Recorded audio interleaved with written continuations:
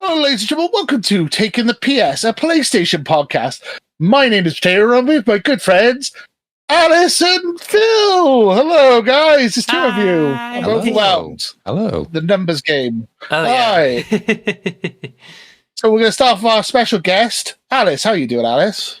Good, thank you. Yeah, so I think what happened is that I think we're just getting really fed up with all this Xbox stuff.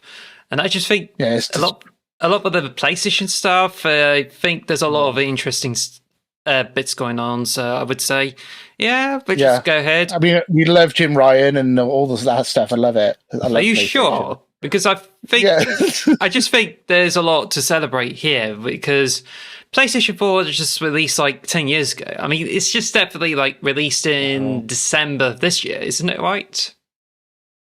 Well, the PlayStation 4? Yeah. 10 years, I guess so. I feel old when you say that. 10 years ago, is that right? You guys are coming across really sincere about your love for PlayStation. I'm really confused. And your knowledge is already impressing me. I'm thinking of starting a new podcast on PlayStation with you guys, getting rid of those losers, Davey and Spencer, and just replacing them with you guys, because you've impressed me in this first section. Thank you. Thank you very much. And basically,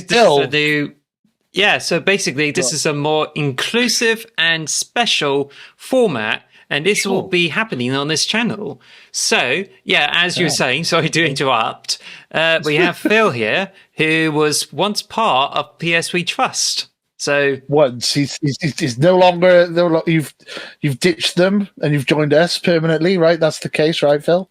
Well, I know this is an April Fool's episode, so I'd love to continue the joke, but if anyone is listening out there that is in PS3 Trust, fanboy or fangirl, I am still a contributor towards that podcast. I am still very much involved, but I've moved over to the dark side for one time only, just to help support you guys on a bit of PlayStation, and hopefully contribute a little bit to these conversations. I know there's probably going to be a lot of banter flying my way because I know how you guys like to stir the pot with the Xbox versus PlayStation. So I'm here to fight the PlayStation side. So come at me.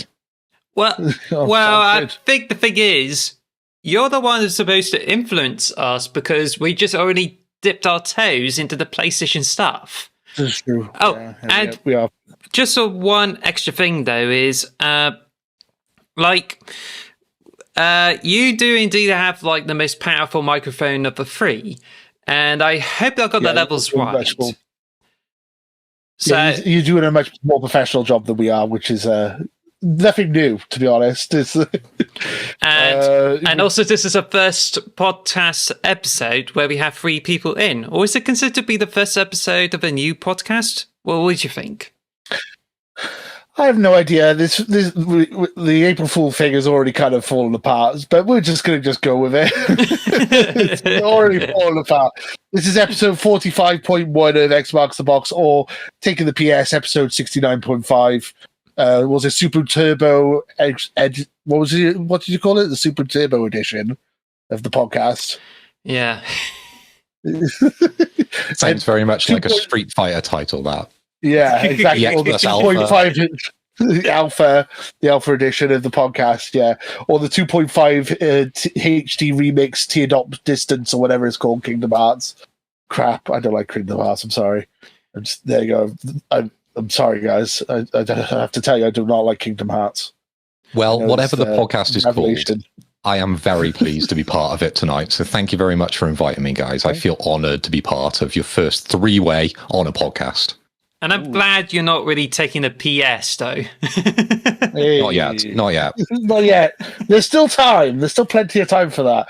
So our podcast always starts off with what we've been playing. And so as you're the special guest here, Phil, what have you been playing recently? Okay, well, I've got to be very careful because we have a very similar section on our show, which we recorded a couple of nights ago. So I'm probably going to reiterate quite a lot of that because I haven't been playing a lot more over the last couple of days. I've been away with work.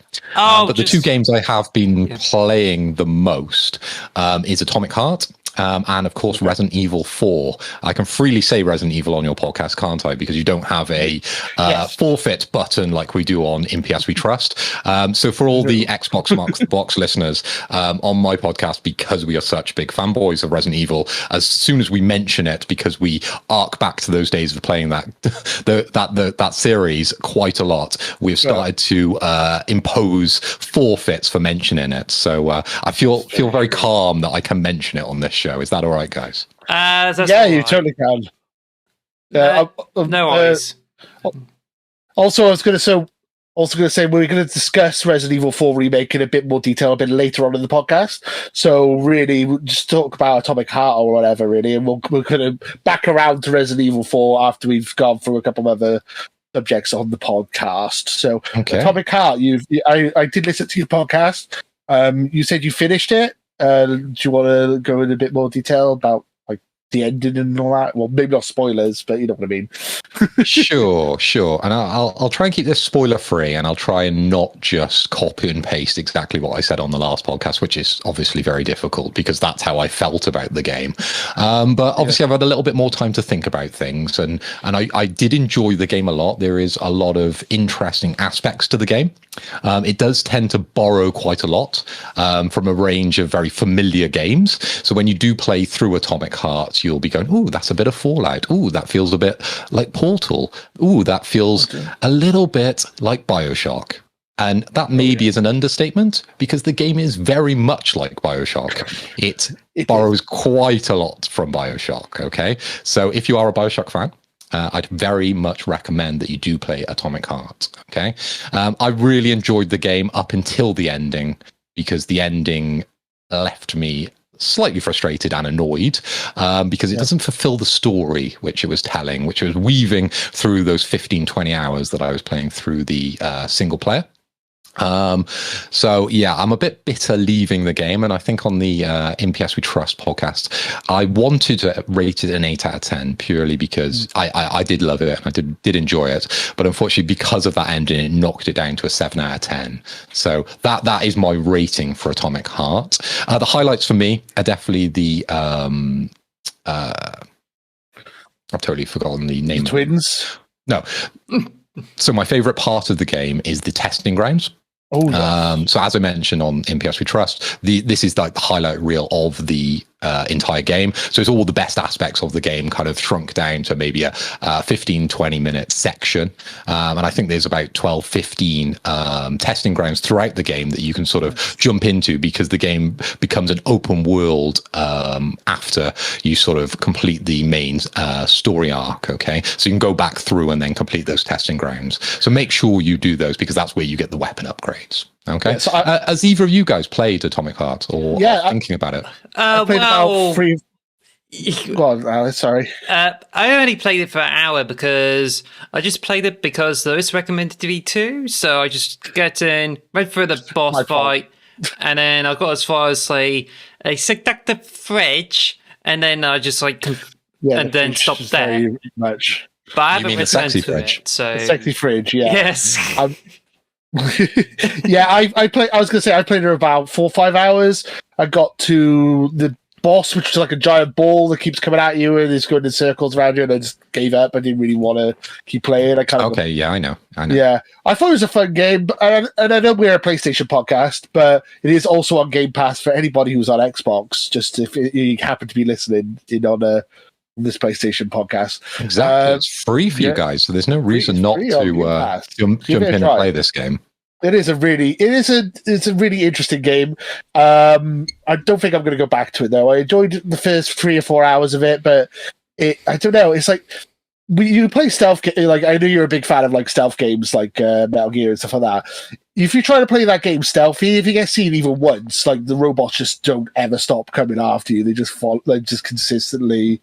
It's very difficult to like go back into stealth mode after you've been spotted. At least that's what I found anyway with the top. Yeah, I'm not sure the stealth side of that game really is executed that well. I think the game tends to change quite a lot throughout the different stages of the story, because at the start, yes, there is a little bit of stealth involved. Then it goes to, I suppose, a bit more of an FPS where you are running and gunning, and then it goes all the way to the extremes of maybe a Doom influence game where you get the very heavy rock and roll in the background, and that momentum is flowing through your body as you're killing robot after robot after robot, and that's very cool. There's some mystery within the game, which is very nice. A certain section, you're hunting around for something which you don't really understand until the final bit, and there's a really good reveal at the end of that section. And then there's some RPG elements as well. So it is just a mold of just lots of different things. And ultimately, you know, me giving it a 7 out of 10 kind of signals that they didn't actually execute it all that well, unfortunately. I think 7 out of 10 is about fair. I think that's what I rated it, if I remember correctly. Yeah, I would say it's about 6 out of 10 for me, but I have yet to play more of it, because I think you said that it takes more hours for you to get into the open world. Is that right? The open world's about 4 hours in the air, until you get to the open world. So it's like the beginning's quite linear, and it takes about 4 hours to get to the open world section. Yeah, it's actually like about it's interesting. 30 minutes of walking simulator at the beginning.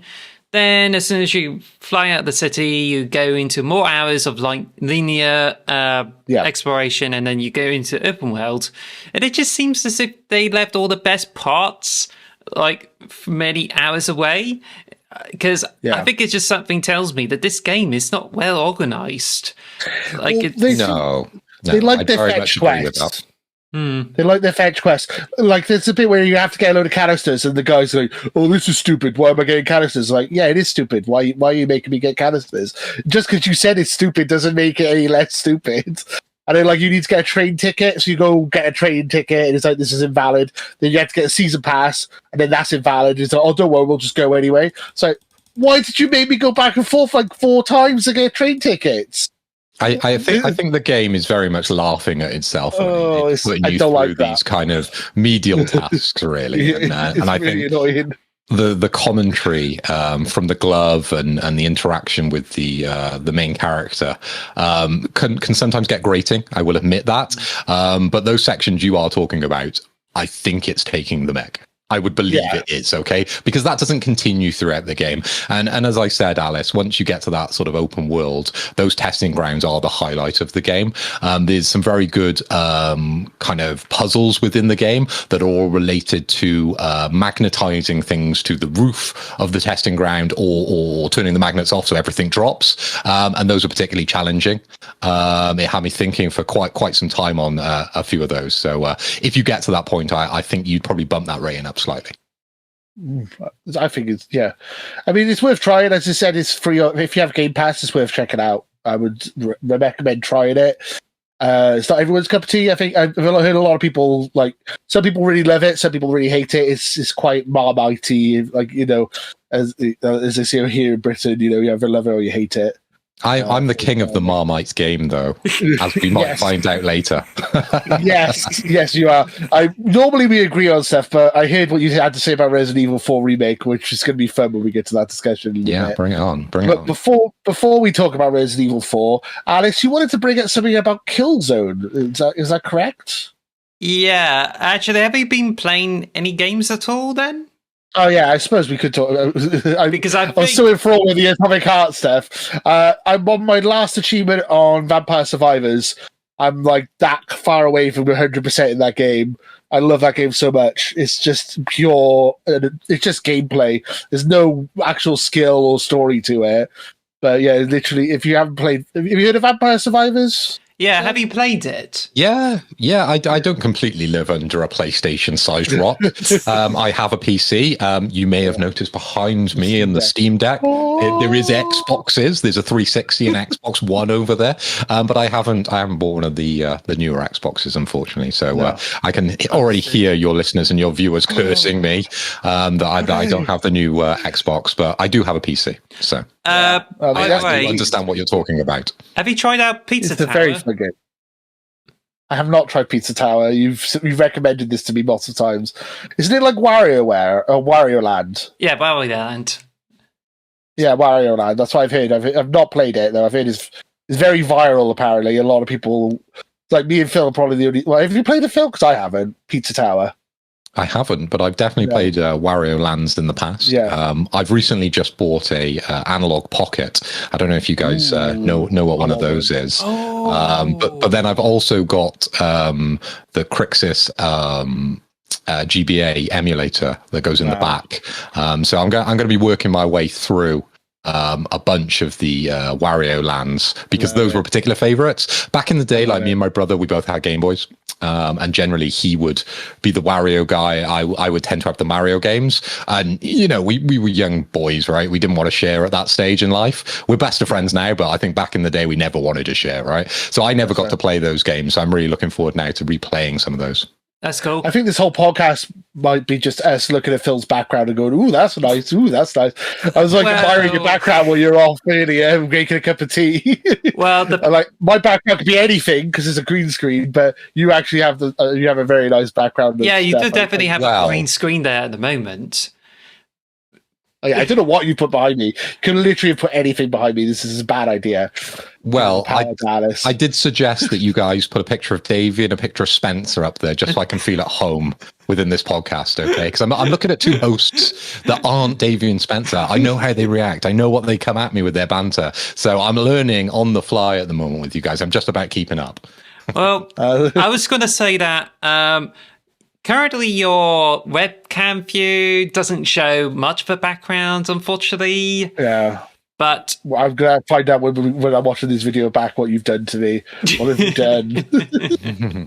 But anyway, I would have to say that you mentioned about Analogue Pocket, and I have heard of those things before, because I heard of the systems that Analogue has made, and I bought the SG from it because I used to play Mega Drive games on it, and I think it's just it's such an amazing system. Works the HDMI, everything. Yeah. But I think the trouble is that I don't know whether I get custom firmware on it or not to play games off the SD card. But when I ordered it back in 2019, it was dispatched, because it comes from the US, comes all the way to Britain, and then I have to pay for customs tax to equalize the price of the US, and it cost me 40 or 70 extra quid to get it and finally have it. But which is why this console is precious, and it is definitely the de facto best experience for the Sega Mega Drive, which is why I think the Analogue Pocket is amazing, but I would rather get it from the distributor wherever I can. What do you think? I need one. I believe they're very difficult to get hold of. All the analog stuff, it's kind of made to order as much these days. They are restocking, I know, for the Analogue Pocket at the moment. So you can put in an order, but the wait time is horrendous. I was a very nice brother. As I said, me and my brother didn't maybe get on in the early days when we were sharing Game Boy games. Now we very much are best friends, and for last Christmas I did actually buy him a Analogue Pocket. So I actually bought two. I got a black one and he got a white one. So he's been playing it as well. But going back to the Mega Drive one, I'm a big collector of all the analog setups. So I do have the Sega Mega Drive one, I do have the Nintendo one, and I have the NES one. So I have the full suite at the moment, and they are amazing consoles. Behind me, for all the visual viewers above me here, it's just full of games. I display them all in my office. I am a collector of games, so everything from the NES and Master System up, I have, apart from the newest Xbox. So love me or hate me, that's the only one I don't have. That's all right. Totally understand, because I don't have a PlayStation 5 either, and not I have an Analogue Pocket. But I think the thing is, I'd love to own one of these. But on the website, the Analogue's website is, you can only pre-order this one, because according to it, you can only order the DSC adapter, and I think it's used for the 32X. And there's the Dio. Oh, wait a minute, what's the Dio? Higher Energy Analog System. I don't know what you. I think you've gone down the rabbit hill of Analogue, and you probably want to take yourself out a credit card, take yourself out a loan, because all that stuff is very pricey. Okay, it is premium, but it is the best of the best. And obviously, I talk very highly about it because I own a lot of that stuff. I use a lot of that stuff, but it takes a long time to get, and it's very pricey. Yes, 100% agree. And I think it's not to do with like paying for it, because it's not that ridiculously expensive in my eyes, but it's definitely like a lot of effort and extra money to pay for the system to come over to the UK. Because, I mean, we're all based in the UK and we certainly dealt with the imports. So, but I think, to be honest, like if it's like you can buy it in the UK and you don't have to pay customs on it, then yeah, most definitely. Because I had like, wait a minute, pocket and make it SPS again. But yeah, it's just... Sorry, I've taken this section of the show right off track, haven't I? It's fine. I'm sorry. No, this is what we do. I was going to actually ask you a question which has nothing to do with anything to do with our podcast, really. But what do you think about the 3DS and Wii U shops like closing? Like you can no longer buy digital games on the Wii U or the 3DS anymore. Like, as you're a fan of collecting and preserving games, is that like... Well, for me, it didn't affect me at all because I am very much the physical guy, right? I have reams and reams and reams of old games that are all, alphabetically sorted on my shelves, right? I am that anal about displaying my video games. So I don't really do a lot of digital stuff in that sense. But I did very much like that story where the one guy, I think he bought everything on the store and it cost him like $20,000, right? That was cool. And that was admirable to own all that stuff. But ultimately, it's not really for me. I buy everything physical. Yeah. Yeah.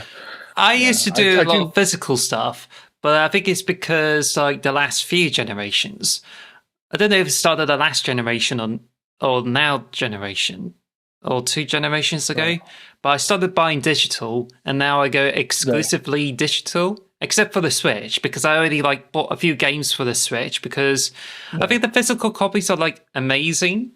Well, for Pokemon games, physical is absolutely a good idea, because if you buy digital, you just seems like as if it's tied to the Switch, and I think that's a real problem. But I just think the benefit of physical is that you always keep it forever, whereas digital is just you have to you can download as much as you can, but once you lose it, you cannot get it again. And I think this has happened on a few storefronts, and that's a massive risk of digital-only products. But you could say that with the original Game Boy and stuff like that, the batteries have all died in them now. So if you own the original Pokemon games, they no longer work. Yes. And then also some CDs from the PS1 and all that era started to degrade. Oh, you mean the internal clock in the Pokemon? The internal, right? the memory, so you can't save anything on them anymore. The internal battery in that is no longer works. The analog pocket compensates for all that. There you go. Just to continue rubbing that in that I have one, and you go back around to the subject. I love it. I think everything comes back. I think I'm glad you brought up this whole CDs degrading, and that is pretty scary to think about. I mean, I just don't know what signs I would look for. I know it has this wavy thing on it, and I don't know if it starts to degrade, but I certainly looked to what it is. You have those grey specks on it, and it shows as if it's been degrading. But yeah, Hideo Kojima used to say in MGS2, the digital information lives forever. It never degrades all. I fully appreciate that, Phil. I do love a Hideo Kojima quote at any point.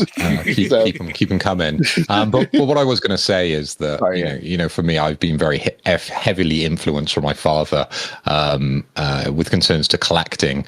He's very much a Channel 4 documentary of a hoarder. Okay, you could crawl into the house and things would be falling on you. He owns a lot of stuff. He's a very materialistic guy. It's not a negative. It's just something that me and my brother, I suppose, games have grown up with and are kind of accepted. But he's always had a lot of camera equipment, motorbike equipment, and then computer equipment, and that's how me and my brother got into, I suppose, video games. And for us, and well, especially me more than my brother, I suppose, it didn't really rub off too much on him. That's kind of where I got that bug of collecting from. So that's why I've always kept all my games and kept them in good condition. And that's why I can still play everything back to the early days of the NES and the Master System, which is good. And the Vex tracks as well, which actually came out before I was born.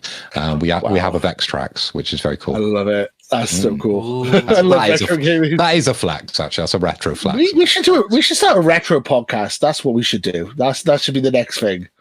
Retro podcast. Get Phil on there. Definitely. Well, I think the only thing is that it's easy enough to set up another podcast on the YouTube channel, but it just means we have to set up another podcast. And I think one of my ideas is to do the podcast that looks at like at least the 90s or retro TV adverts on British TV. And I think that's even more random, isn't it? Yeah, that's right. A podcast about 90s adverts. I'm totally down for that. Let's do that. That sounds completely bonkers. Right. As much as we're talking about other podcasts, this is the PlayStation podcast, and I've not really talked too much about PlayStation. So we were talking about what games you guys were playing. I know I'm the guest here, but I'm just trying to bring you back on track. Okay. Yes. I've got a bedtime, so let's try and stick to this. Yeah, good call. So I'd be playing Vampire Survivors. You'd be playing Pizza Tower, right, Alice? Is there anything else? No, I haven't been playing Pizza Tower. You just throw that. I've just been like doing lots of random things. That's all. Okay. Fair enough.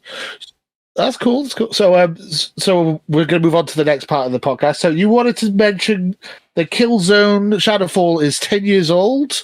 And that was probably the last PlayStation shooter that came out that we can think of, the first party. Why is PlayStation giving up on first-person shooters? I mean, is it all to do with Call of Duty being the prominent shooter? Like, this is a subject you wanted to bring up, Alice. So I think you have. I think talk about. I think it's just interesting that PlayStation 3. They moved on from platformers over to shooters. So we have like Resistance, Killzone, and I think there's a few other things. SOCOM. Yeah, the SOCOM was around since 1990. Mag, my favorite. Yeah. I love Mag. Mag was very good back in the day. Oh, yeah, it is. And there's also like Haze, which started out in like PlayStation 3. But then Haze. That was like a one-off title and it just went out. Caused Free Radical to go into administration and caused it to change studios like 2 times, ending up with Deep Silver, and they just like did Homefront Revolution, which is like badly rated.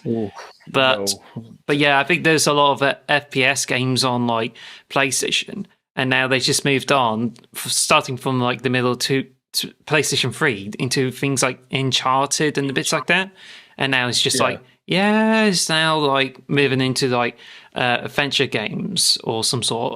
Would you think so, Phil? No, completely agree with what you said there. And unfortunately, Killzone, the franchise, I think was retired back in 2001. Sony officially retired that franchise, unfortunately. Wait a minute. So you said 2001, is it, or is it 2021? Is it? Sorry, yeah. 2021, yeah. Yeah. I was going to say 2001 because it came out in 2004. Wow. 2021, it officially, retired the franchise there. But it's a bit of a sad time, really, for FPSs.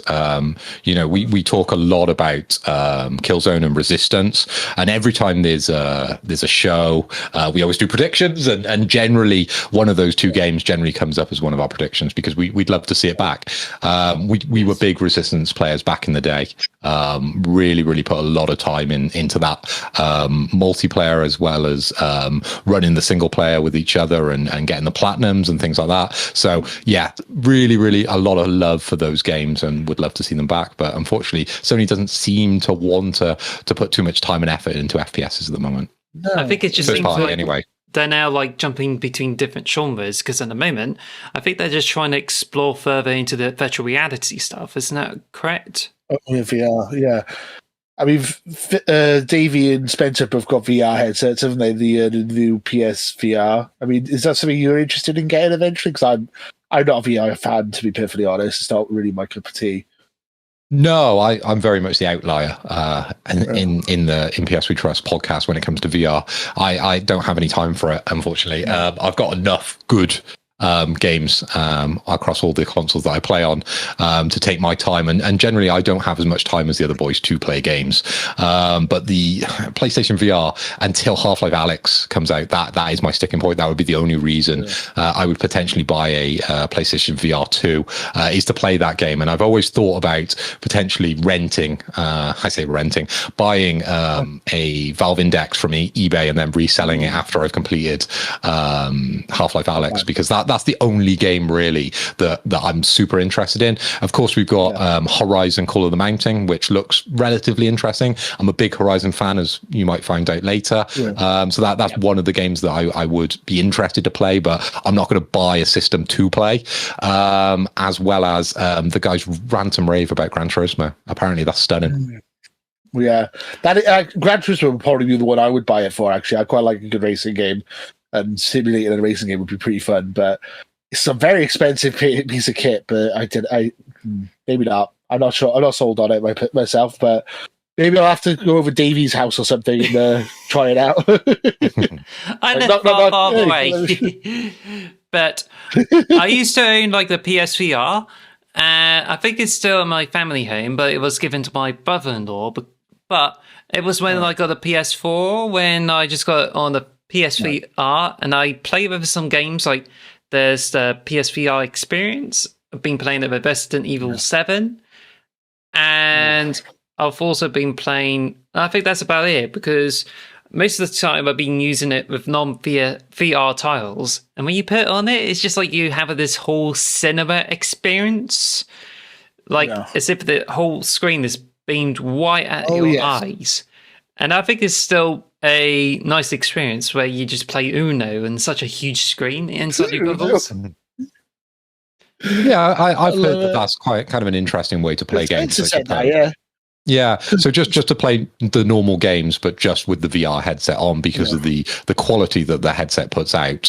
I've heard it's spectacular, but I monitors and TVs, it's really not a draw for me in any sense. But I suppose if you do have limited space, or you don't have 24/7 access to a TV, which if you live in a family home, or you've got only one TV in the house, and your parents or your girlfriend or whoever you live with is using it, then maybe the PSVR 2 can fill in that space a little bit. I do like that as a little bit of an option, but for me it's not really a problem. Yeah, because that's what Spencer was saying on the podcast like 2 episodes ago of the PS3 Trust, I think, because he doesn't have he hasn't got 4K TV anymore, so he just plays a lot of games in the VR headset, even if it's not like VR built for VR, which is interesting. I never really thought of that as a thing, but it's an interesting idea.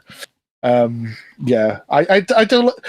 don't like being in VR personally. I just don't like the idea of like I can't see where I am and I can't hear where I am, and people literally can just walk up to me and I'll jump out my skin if someone just taps me on the shoulder. I don't like that.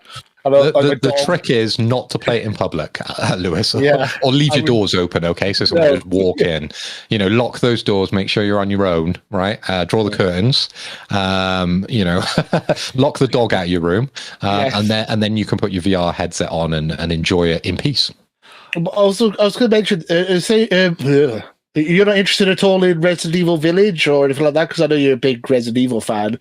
Is that something you wouldn't want to play in VR, or you just feel like you got the full experience without VR?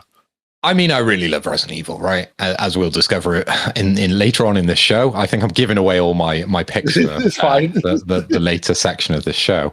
But when it comes to Resident Evil and VR, like it's just not attractive for me, right? I'm very much from the old school, I suppose, of Resident Evil. 1, 2, and 3 can not do any wrong in my eyes. And when things change, I get a little bit angry, and maybe that's why I don't like 4 so much. Not to give away the full conversation.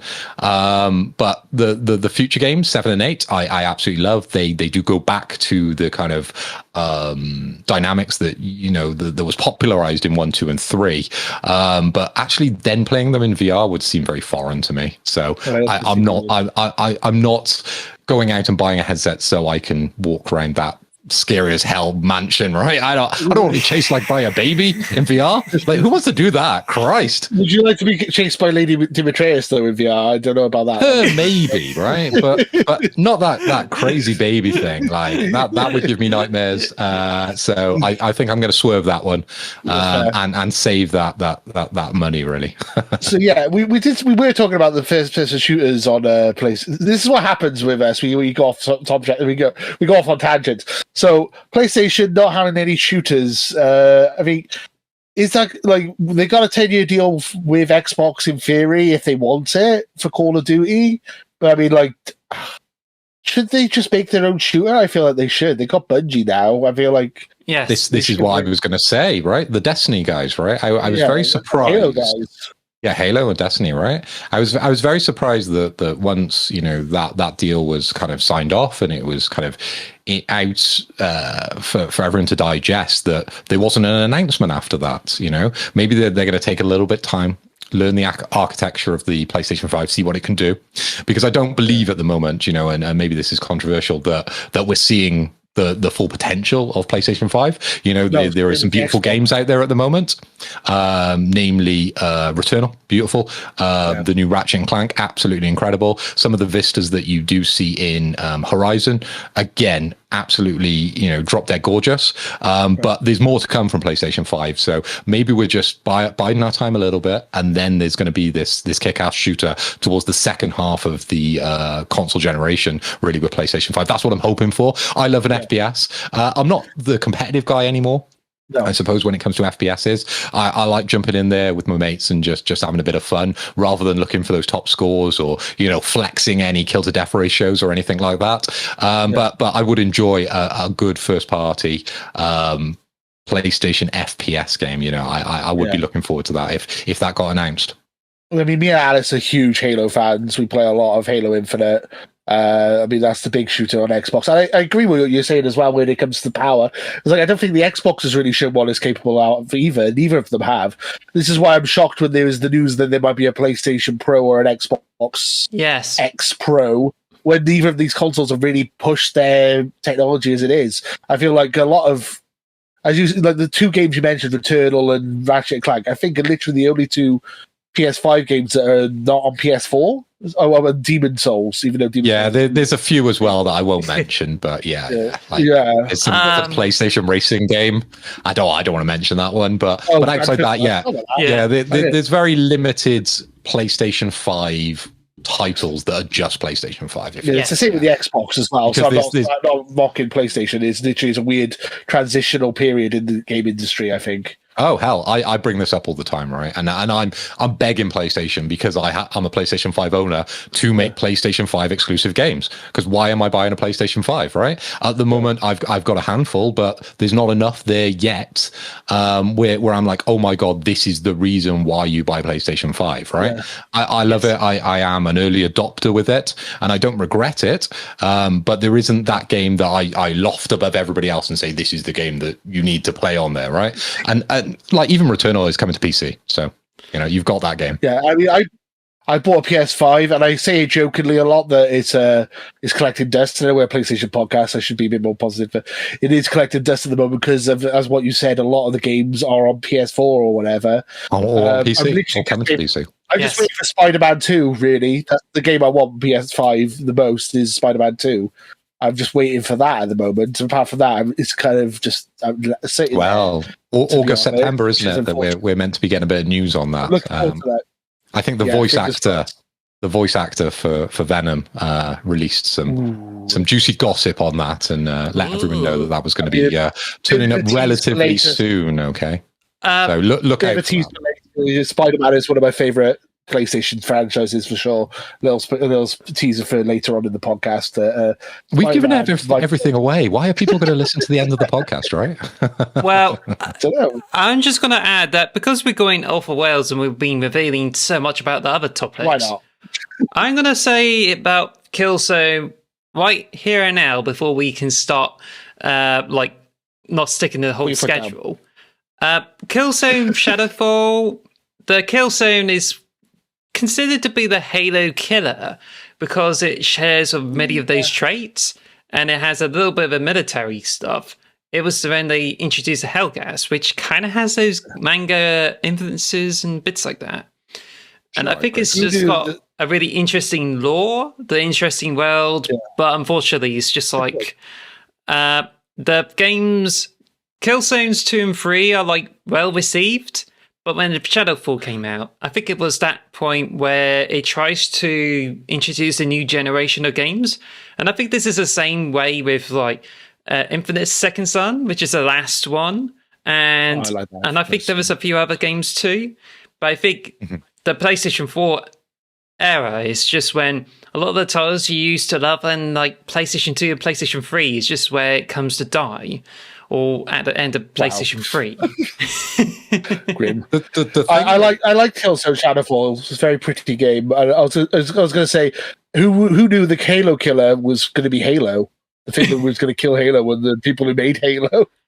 Maybe they're the ones who killed it, unfortunately. Sorry, Phil, I interrupted you. Go ahead. I think it's just like I think the Killzone Shadowfall is interesting in terms of multiplayer. I think it's a bit weird. It's like 60 frames per second, and then it was like 30 frames per second for the campaign. But I think it's just like Knack was the first title when I got on the PlayStation 4. But eventually I got Killzone Shadowfall because I was so interested in it. And to be honest, it's such a great experience, in my opinion. It's just a shame that this hasn't really been brought up and didn't last well in time. What do you think? So the thing with Killzone Shadowfall, and this was what I was just trying to say a little bit back there where we were a couple of conversations before, Killzone tends to come out at like the start of a console generation. So I was a little sad that maybe at the start of PlayStation 5 we didn't get a new Killzone, because it tends to be the set piece, okay, for PlayStation. This is us showing the world what is capable of on the console, because Lewis is right. Killzone Shadowfall, when it released on PlayStation 4, it was the kind of, this is what we're doing. It's the showpiece. It's a beautiful game. So it's meant to get people in early doors. But yeah, very, very sad not to sort of see one now on PlayStation 5. But hopefully we might see one towards the end of the console generation once we learn what we can do with the PlayStation 5. So that's my hope. That's probably what Horizon. And I think that one is... and I think it's just where Killzone is retired now, so therefore we have to expect something a bit different now, isn't it? Yeah, I was going to say that isn't Horizon Forbidden West the Guerrilla game that shows off the PS5? Like that was like the one that they launched. Well, it didn't come out at launch, but it came out pretty quickly after launch, like the first year, wasn't it?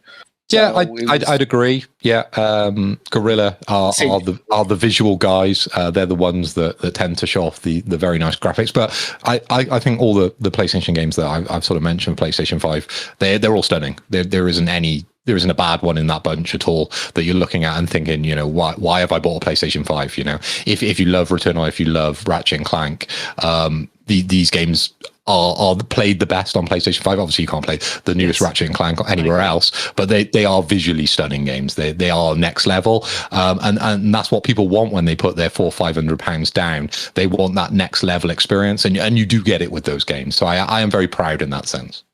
Yeah, absolutely. And I think PlayStation 5 is definitely a top platform for certain games. And I know that the Xbox Series X and S are just somehow like, does an impressive thing, but I think it's probably easy. I think it's best not to dismiss the PlayStation 5, because I think there's certainly a different kind of potential that works for some games. Like maybe I could get in the future, because I don't have the PlayStation 4 with me in the moment. But if I get the PlayStation 5, I might be able to get some of the PlayStation 4 games back. But I think, to be honest, PlayStation 4 has got some really good games, like Resogun, for instance. And that's when I played a lot of Overwatch, as well as, like, I think it's Destiny as well. So I think it's good. Mm-hmm. But speaking of Killzone, I've also played Killzone Mercenary, and I think this is a really impressive game. It was done by the Sony Cambridge, which became Guerrilla Cambridge. But I think it got shut down afterwards. So that's the one on the Vita, isn't it? Yes. I bought the Vita. That's very impressive. Yeah. Again, graphical showcase. That's right, because Killzone Mercenary is like... it plays like Killzone, but it's got some interesting features, like you have a shop and has a more interesting experience. And I think I really enjoy the game, and I think it's a bit better than Shadowfall, because Shadowfall is just like trying to break even or a less ditch chance to get through. But Killzone Mercenary is just like a really polished game, and I think this is a good effort by Cambridge, which unfortunately didn't lead to any extra special bits. And it's definitely one of the best games I've ever played on it, because I got the PlayStation Vita, and I got an OLED model, like placed somewhere in my family home, but I do have a Slim with me, and I still love the design of it. It's a shame it lacked the OLED screen, and people are still not like trying to get the OLED replacement for it, because that will be like the best of both worlds, don't you think? Yeah, for sure. Like when it comes to Killzone Mercenaries, obviously that came out 2013. So it's a relatively old game, and if you're still saying it's impressive on the Vita, then and that's coming from an Xbox fan, so that's high praise indeed. But obviously we're going a bit on to PlayStation and mobile, right? Again. Every show that comes out, every Sony show or any release, we're always keen for a new handheld. We'd very much like to see a new PSP or a new Vita. Oh, I love one. So potentially, if those are going to come out in the future, I would very much like to see a new Killzone Mercenary. But unfortunately, I can't see that myself in the immediate future as much as we're praising that game. Yeah, and I keep saying I want an Xbox handheld as well. That's like the top of my list as well, considering getting a Steam Deck just to install Xbox games onto it, to be honest.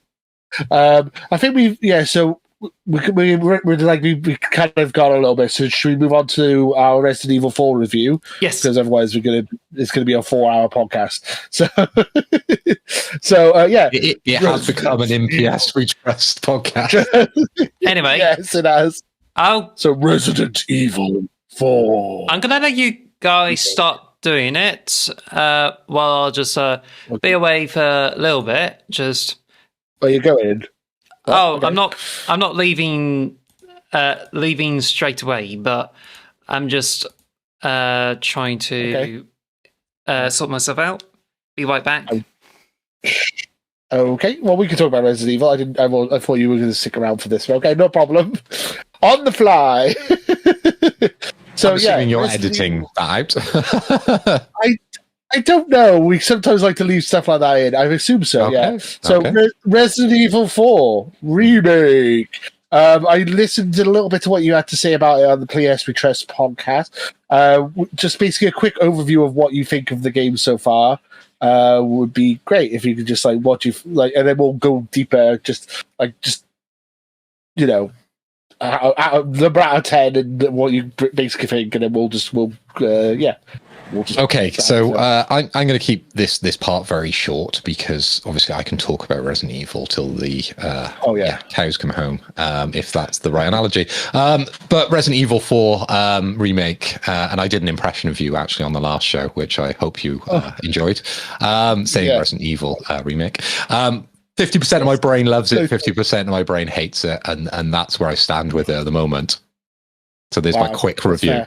What I was thinking when I was listening to your podcast, I feel like the reason I love Resident Evil, so I really like it, just going to put that out there.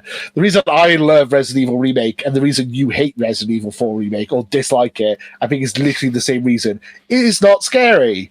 And that's why I like it. It's not a scary game. It's not that I hate the game, because I don't hate any Resident Evil. I don't even hate Resident Evil Gaiden or the PC Resident Evil or any of the 5 or 6. Actually, there is a Resident Evil I hate. I actually hate the Resident Evil movie. Welcome to Raccoon City, because that is absolutely trash, right? So that's the worst thing that I've ever seen from Resident Evil. High five, Alice. But everything else I very much enjoy, right? I have a very large collection of figures from Resident Evil, so I've been collecting those for a long time. I am a big fanboy of Resident Evil, but yeah, you are right, Lewis, that actually I was expecting this remake to be scary. Because everything we saw in the media and all in the kind of shizzle highlights that we were seeing from PlayStation is that they were telling us over and over again that Resident Evil 4 was going to be scary. And they were showing us all these kind of parts where Leon was walking through all these bushes and all these trees, and it was very spooky. The music sounded good, and I was really led to believe that they were changing this game for the better, because I don't believe the original is spooky at all. This one, I don't feel like they've in the amount of time I played it. I think 4 to 6 hours now. I don't really feel that ultimately they've reached that goal of making it scary. Obviously, 7, in my opinion, is the scariest Resident Evil in the series. And it still gives me nightmares whenever I talk about Marguerite, when she burst through the window as the bloody bug lady. Oh, that scares me. That's why I'm so grey. But Resident Evil 4, for me, so far, isn't scary. And that's kind of a bit of a disappointment, really. Yeah, I really like the fact that it's not scary. That's my kind of thing. Like, I think honestly, the scariest or the most intense part of the game is literally the beginning, the bit where he goes, "Where's everybody going? Bingo!" Like the overwhelming, the hordes of people when you only have a pistol and the chainsaw guy. That's probably the most intense the entire game gets, really. I think, or so far anyway. Maybe I'm wrong. Maybe later on something's even worse, but. So how far into it are you? I've just done the bit where you're in the house with what's her name? I can't even remember her name now. Ada Ashley. Wong? Ashley and the Spanish guy. Got his name now. It's not the best. You're in the house and you just. Oh, I know what you're talking about. The brightly dressed guy. You're in the house and you barricade the black hair. Yeah. I know where you are, and for me, you're in the house. That's literally the last bit I just did this morning, and then that's the last. So about chapter 5, I think. So I haven't finished it yet, but about no, and I think you've overtaken me, because I haven't got much further than sort of killing the big fish in the lake at the moment. So I'm sort of on my way towards the castle. But yeah, ultimately, obviously, there's not a lot of change so far from what I remember of Resident Evil. But Resident Evil 4 wasn't necessarily the game that made me fall in love with the franchise. Resident Evil 2 is my favorite. If that gives you a bit of info to go on, it's in my opinion the best version of Resident Evil. The original or the reboot? The original, yeah. So what do you think about the reboot then? Reboot's great as well, but fundamentally it misses out some really important things that happen in Resident Evil. I don't want to obviously go into the finer detail and sort of give that away, but it moves a little bit away from the source material, in my opinion. And of course, like nothing's going to beat that game that I have just held in so much high regard for so many years. And I think that probably gives you a little bit of a hint, and your viewers and your listeners, a little bit of a hint why Resident Evil 4 was such a change in the series. And for me, obviously, it goes much more heavy into action, and obviously Leon has got such a big arsenal of weaponry and optionality, and it's pretty damn linear as well. Resident Evil 4, where actually Resident Evil 2 is confusing. It's terrifying. You have very limited weapons and options to gain weapons. Once you use those bullets, they are gone. It's that kind of setup. So I prefer to be on the back foot when I see a zombie, as opposed to when I'm walking into Resident Evil 4.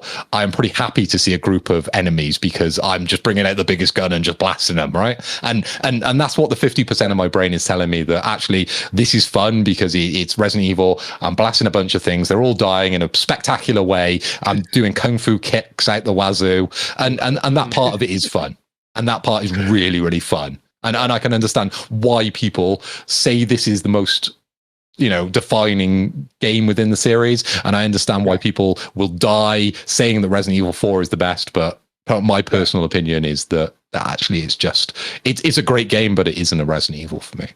Well, I'm going to ask some questions anyway, because now you mentioned about the Resident Evil 7 being the scariest.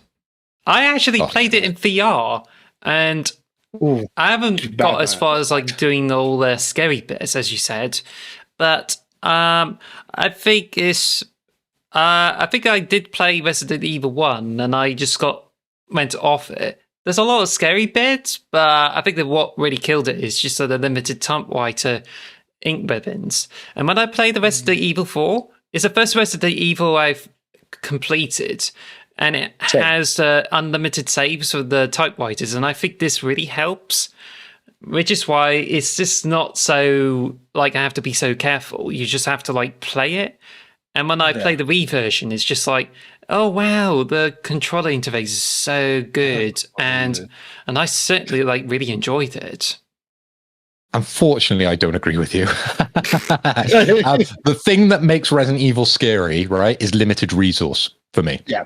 Okay, so it's making a choice that later on you fucking hate yourself for. Okay, so Resident Evil 1, 2, and 3 do this to you all the time, right? They'll put you in a spot where you have to use something which you'll later regret, right?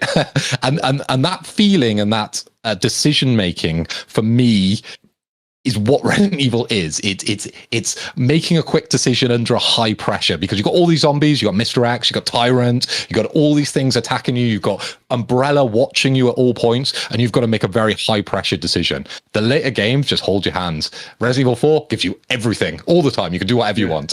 The later games like 7 and 8, which is what Alice was just talking about, yes, you can save as many times as you want, and it removes some of the fear, some of the worry, which actually I get off on. I love it. And slay me for it, because that's what really makes me smile about Resident Evil. For me, Resident Evil. I'm totally different to you. I think for me, Resident Evil is Chris Redfield punching boulders and Leon saying, "Where's everyone going?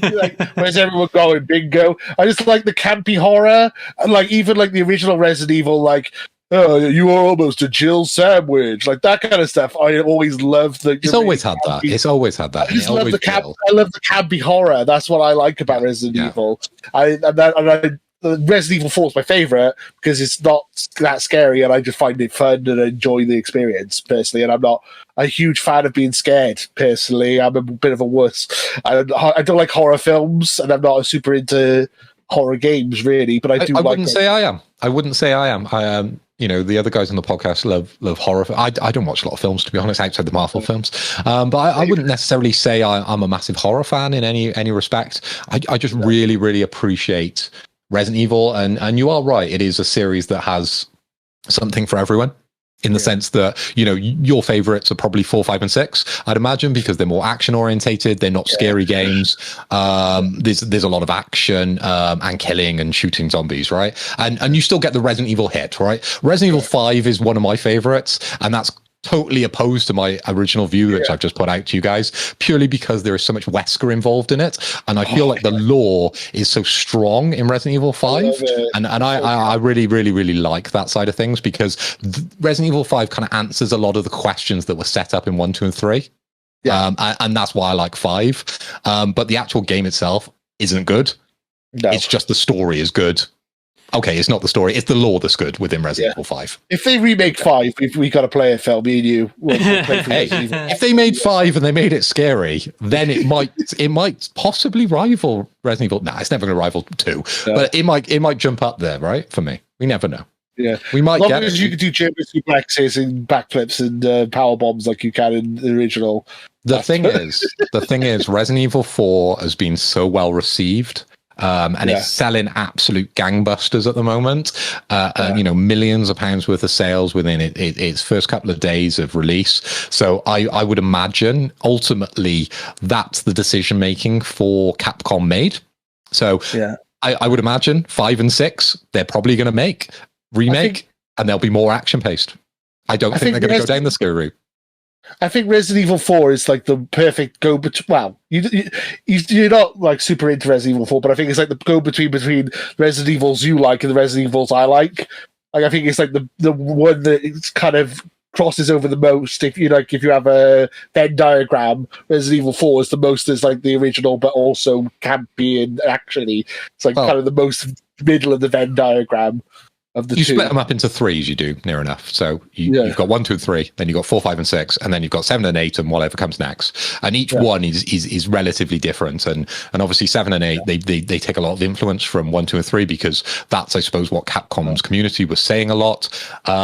Because 4, 5, and 6, obviously, they're just very action orientated, and I think a lot of the purists are like me in that sense, that they want to be scared, they want to, that horror kind of vibe from it, and maybe, in my opinion, it moved too far away from that within 4, 5, and 6, and I think that's probably the games that you fall in love with. But it's cool that, as I said earlier, that there is something within this gaming series for everyone to jump in on, even if you do want to play Umbrella Chronicles or some kind of VR game or some kind of light gun on rails game or even a Game Boy game. There's many different iterations of Resident Evil, and there is something there for everyone. So, I would have to say that the main series is always the best top level of everything, and I think the supplementary and spin-offs are pretty much there if you really adore Resident Evil and you want to explore things further, even if it means going to different gameplay styles. To me, I think the good tender spot is the Resident Evil 7 and 8, because it stacks up the scare part and it has sort of like a good suspense. But I think I would have to say that Resident Evils 1 to 3 are pretty much like, it does well in terms of intensity. It's got the zombie thing right, and I really enjoy it. But I think, to me, as you said, it's Resident Evil 5 and 6 is more action-oriented. And to be honest, these ones are not particularly that special to me. I enjoy Resident Evil 4. They're just Lewis's favourites, yeah. 4 was my favourite. I was gonna say, do you think 5 and 6 are getting the Star Wars prequel treatment, where everyone used to hate 5 and 6, and now it's like everyone now looks fondly on them, like they do with the prequels of Star Wars? Like everyone hated 5 and 6, and now do you think they go, "Oh, actually, it wasn't that bad"? Well, since doing the podcast and obviously Davey reviewing a lot of the Resident Evil stuff on YouTube, we found out that there is a lot of people that love Resident Evil 6, and that's their favourite one, and they live and die by Resident Evil 6, and I can't understand them. I look at them as the crazy ones, really. Like Resident Evil 4, I can totally understand why people like, but 6, I've got no fucking clue. I thought Resident Evil 6 is pretty much the one that wasn't that well liked, but it's interesting now you mentioned that. It is huge. Honestly, it's huge.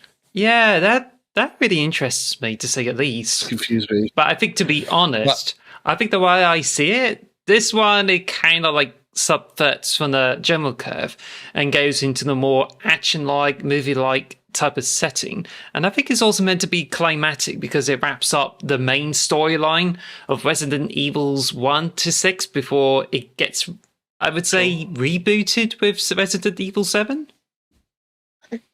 Not sure I'd completely agree with that, but I know we're obviously going a little bit off topic on the Resident Evil 4. But as much as we're going off topic, I want to take it a little bit further and just honourable mention. Obviously, Code Veronica is a good one if you do like Resident Evil 1, 2, and 3. You've got Revelations 1 and 2, which are particularly good as well. They're kind of more your double A kind of level of games that we had popularized on the PlayStation 3.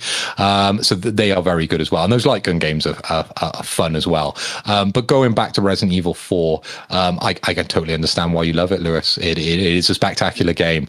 And I think if I didn't play 1, 2, and 3 and I jumped in at 4, I would be the same as you. I'd be swearing down that this is the best one. Well, if he had if it was like a different franchise, like a different name, if it wasn't called Resident Evil, maybe you'd like a bit more, like if you was like a different franchise. Like you'll be called Biohazard 4. Yeah, I mean, I had one big question for you as well to do with the Resident Evil 4 remake. So this year, Dead Space has been rebooted as well. Have you played Dead Space? How would you compare the two? Do you think? Well, you haven't played it. As I said, I'm not a huge horror game guy, really. Ultimately, I haven't played the wealth of horror games that are available on PlayStation. I know Killzone very much, not Killzone, what am I saying? Dead Space. I'm looking at Killzone on my other monitor. Dead Space very much stands up against Resident Evil, as well as Silent Hill. I played a lot of the Silent Hills back in the past, and I'm really looking forward to what they're going to be doing over there with that game series. But I do think Silent Hill 2 is going to be a bit of a poison chalice, in the sense that there is very high expectations of Silent Hill 2, but do I believe the studio controlling that at the moment is going to be able to execute it? I'm not 100%. Okay. No, I agree. A little bit worried about that one. So if you're going to rate Resident Evil 4 Remake out of 10, like, what would you rate it? It's strange because, like, whenever I do ratings, I try and be objective, and no one is truly objective because your personal tastes obviously influence it very heavily. But I gave God of War, I believe, a 10 out of 10, and ultimately I don't love that game. I just think it is a very spectacular game, and I'm probably going to go down the same sort of route with Resident Evil 4. I'm going to give it, at the moment, it's a 9 out of 10 game for me. It is a spectacular game. It is hella fun. It is nice doing all these things with Leon and his massive arsenal of rocket launchers and bolt throwers and machine guns, at like second chapter, which is completely ridiculous, because normally Resident Evil, you've got to complete things before you get these weapons, or you've got to do like 4 hours, 8 hours before you get anything good, or it comes down to the last tyrant fight and someone throws a rocket launcher off the cliff. No, you can pretty much buy them straight away. But yeah, it is a 9 out of 10 experience. It is very, very good. Just my personal, tastes aren't tickled, unfortunately. I mean, this is now my favorite Resident Evil game ever. Personally, I really enjoyed it. I'm really having a lot of fun. So it's a 10 out of 10 for me. I think it lives up to the original. So, I mean, Alice, I know you're not planning on playing Resident Evil 4. Well, do you mind if we use score to have our aggregate? We usually like to have an aggregate in scores. It would be like 9.5. All right, I need to butt in, actually, because I played the Chainsaw demo, and I think I get a general gist of it, because I played the original Resident Evil 4, so I definitely know how it feels, and I feel this remake hasn't differentiated it from there. And I noticed it's improved the graphics, and I think it was also the gameplay. The control interface is better, but I would say that it did a lot of improvements, and I have to say, this is turning out to be a 9 out of 10. If I were to play the full game, I would certainly enjoy. I would definitely have a huge blast out of it. So, I mean, I would love to get it though. But I think I'm just a bit more precious when it comes to buying games, which is why I rely on subscription services to try out games instead of having to pay the full price on them. Because I bought a lot of games and I haven't played most of them, and that's the trouble. But I think definitely the Resident Evil 4 remake is definitely on there as one of the best games of the year. And that's just pretty much a lot to say about, well, more the overstatement over this remake of this game that came out in 2005. Now, I was going to mention I was going to ask, the original, which is being remastered for the latest consoles, and you have the remake as well. So, which one of them is better? The remake. It's pretty much the same game, just with a lot of better quality of life improvements, essentially. And it's a little bit better. The settings a bit moodier, and and just better graphics. Well, I'd very much be careful, because I suppose in that sense I am a purist, right? The original material generally, in my eyes, tends to be better than the remake. The only one that's been able to achieve that in my eyes is Resident Evil 1, being remade when it was remade on the GameCube. That version of Resident Evil is far superior, and I think that is the popular opinion of the Resident Evil crowd. The Resident Evil remake, the first one on the GameCube, is just the perfect version of the game. I'm not further enough into Resident Evil 4 remake to say, is this a better version of it? But keep an eye on my Twitter. I am at Philip Hoy for all the listeners out there and all the viewers. If you do want to see the continuation of my view on if this meets the high heights, I suppose, of the original, I will be tweeting out my views on that one. I won't just keep it to the podcast and make you listen to 4 hours of me and Davey and Spencer. Yeah, this is right. So So I guess that means the Resident Evil 4 remake gets our 9.333 recurring out of 10. Way. I think that's how it works, right? Let's just say it's 9 out of 10 and the moment. Yeah. I agree. I really enjoyed it. I think it's a great game. I was going to say as well, Alice, I was in the same boat as you. I pre-ordered it. Then I played the demo and I was like, oh, I don't know if I'm actually going to play this. And then I cancelled my pre-order. And then I was like, you know what, I'm going to play it because it's one of my favorite games of all time. So I bought it again. So I understand it's one of those games. I'm a bit more reluctant to pay full price for games these days as well. I think I'm spoiled with Game Pass. When it comes to paying full price for games, I kind of don't do it very often. It has to be something special. I think Resident Evil 4 is special enough for me personally for me to pay the money, but I understand why you might not want to. Well, actually, this I would rather not spend a lot on the game, but but unlike you, it's just like when I played the demo, I think this is really polished, and I can see myself playing the game. It's just there's a bit of a price world barrier, and to be honest, I didn't really have a doubt after playing the demo, but I think the trouble is just having a lot of investment in the full game. But I think this is definitely there. But mind you, I got the remake of Resident Evil 1 for the GameCube, and it's didn't get on well with it. And I was kind of thinking whether this will be remade in the Resident Evil 2 or some sort. But I think, as you say, it could well be just it's already perfect enough. And I think this is always going to be that Resident Evil game where it still has those fixed camera angles and tank controls. And I think it's just where the younger gamers are likely to probably not invest a lot in those kind of games or some sort. I mean, the good news is those games are not going anywhere. If you still want to play tank-controlled Resident Evils, you can still go back and play the originals. They're still there. You still have access to them. You can totally do that. I was also going to mention I need to redact my review from last week. I gave it a 0 out of 10 because they killed off the dog.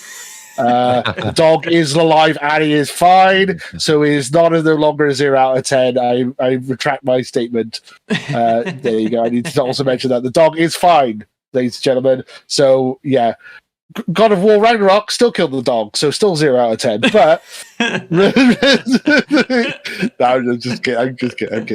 I kid. Yeah, that's our Resident Evil 4 remake review. Unless you had anything else you wanted to add before we move on to our topic of the show, because it's going to be a long podcast otherwise. Yeah, I agree. But mind you, it's already filmed in 480p because we're not going to be taking it too seriously for this. Okay. We're taking the PS, eh? Okay. So it is time for our topic of the show. I don't know if you've got a transition for the PS we trust, taking the PS topic of the show, or we just use the same one for Xbox. Roll with it. No cues. We'll just use the same. It's fine. No cues. We'll just have me yelling topic of the show. Okay, we'll go with that. So we decided we wanted to discuss our favorite PlayStation games of all time. It was going to be a top 10. Now it's a top 15, which is going to be a lot. I don't know if we're going to argue if games should be put on the list or not.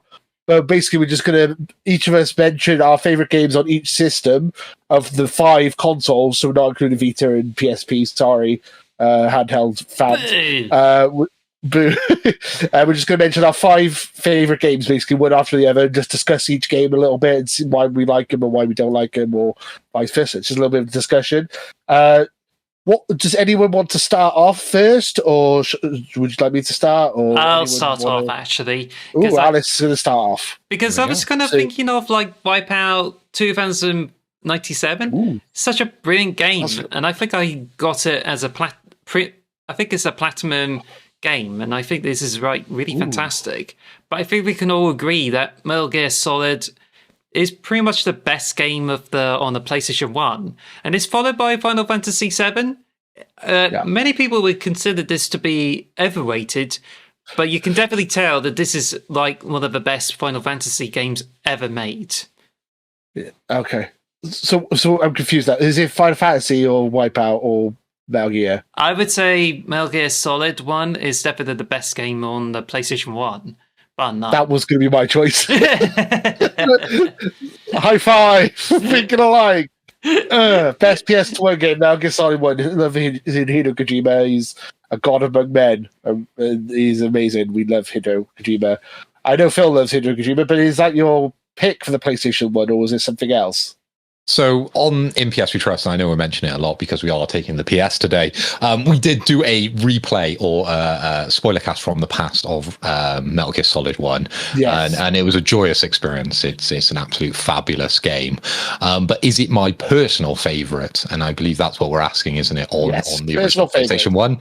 And I would have to say no, unfortunately. It is my second favourite game on the PS1. My favourite game, as we've talked about earlier, is Resident Evil 2. It is probably I have a top 3 of games, and I post it out on Twitter all the time, and Resident Evil 2 is definitely part of that top 3 for me. So unfortunately I can't say that Metal Gear Solid is better, but it is a very spectacular game. But I do have an honorable mention, and it's probably a game that you guys will not know. Okay, this was a game. No. So this was a game on PlayStation 1, and I've picked out a couple of these when Lewis actually asked me to make a bit of a list of PlayStation games. So I thought I'd pick out a few that maybe people wouldn't know so well that I particularly enjoyed, and just try and explain it. So the game in question here is a game called Robo Pit, right? Ooh. It was a game that I got. Yeah. So it is a very low budget game, right? That maybe I got given, or my dad bought me when they bought the original PlayStation 1. So the idea was that you would have robots and you would battle them. And each time you would battle them, you could replace either their left or their right arm, and you could also replace their feet, right? So sometimes you could have like a trackpad, sometimes you could have like tentacle legs and things like that. And I remember there was like 100 different levels that you would have to go up, and each 10 levels that you went up, you would have to fight a particular boss. Stuart Lewis. All right, I'm sorted out. Sorry, my microphone just died, but it's fine. We're all good. We're back. So you'd have to fight. So you'd have to fight a particular boss, and each level they would drop an item that you would be able to power your robot up with. It wasn't a particularly difficult game. It wasn't a particularly good game. It's just a game that whenever I think of the PS1, I think about. Okay, so there might be listeners out there. I know this is primarily an Xbox channel, but this is taking the piss. So I thought I would introduce a PlayStation diamond in the rough, which I really enjoyed, but I don't think anyone else did. But if anyone did listen to the podcast, please let me know, because I'm a huge RoboPit fan. But for this section, my vote is Resident Evil 2 as my favorite game. But I do not mind if Metal Gear Solid wins. Yeah, fair. I was going to say, I didn't realize that. I didn't realize we were taking the piss. I thought we were taking the PA. I didn't see that connection. I just didn't see it. Oh, there you go. I've got to change that. Oh, that's bad. Bad brand. Well, I have to ask about like Resident Evil 2. I think I heard a lot of it when it was first came out, and then eventually got into Dreamcast. Now, I just do wonder whether it's got unlimited saving because of a limited ink. I think it was the limited ink ribbons in the first Resident Evil. Yeah, you would have had limited within the first version of it. But you do mention the Dreamcast, and I remember the Dreamcast very, very fondly, purely because of the extra screen you would have within the handset, and that would be able to give you kind of feedback on kind of your health levels and things like that. So it was very interesting. So a lot of people think of the Dreamcast version as probably the best version of Resident Evil 2, as well as Dino Crisis, which was another game that we revisited on Dino Crisis in PS We Trusts.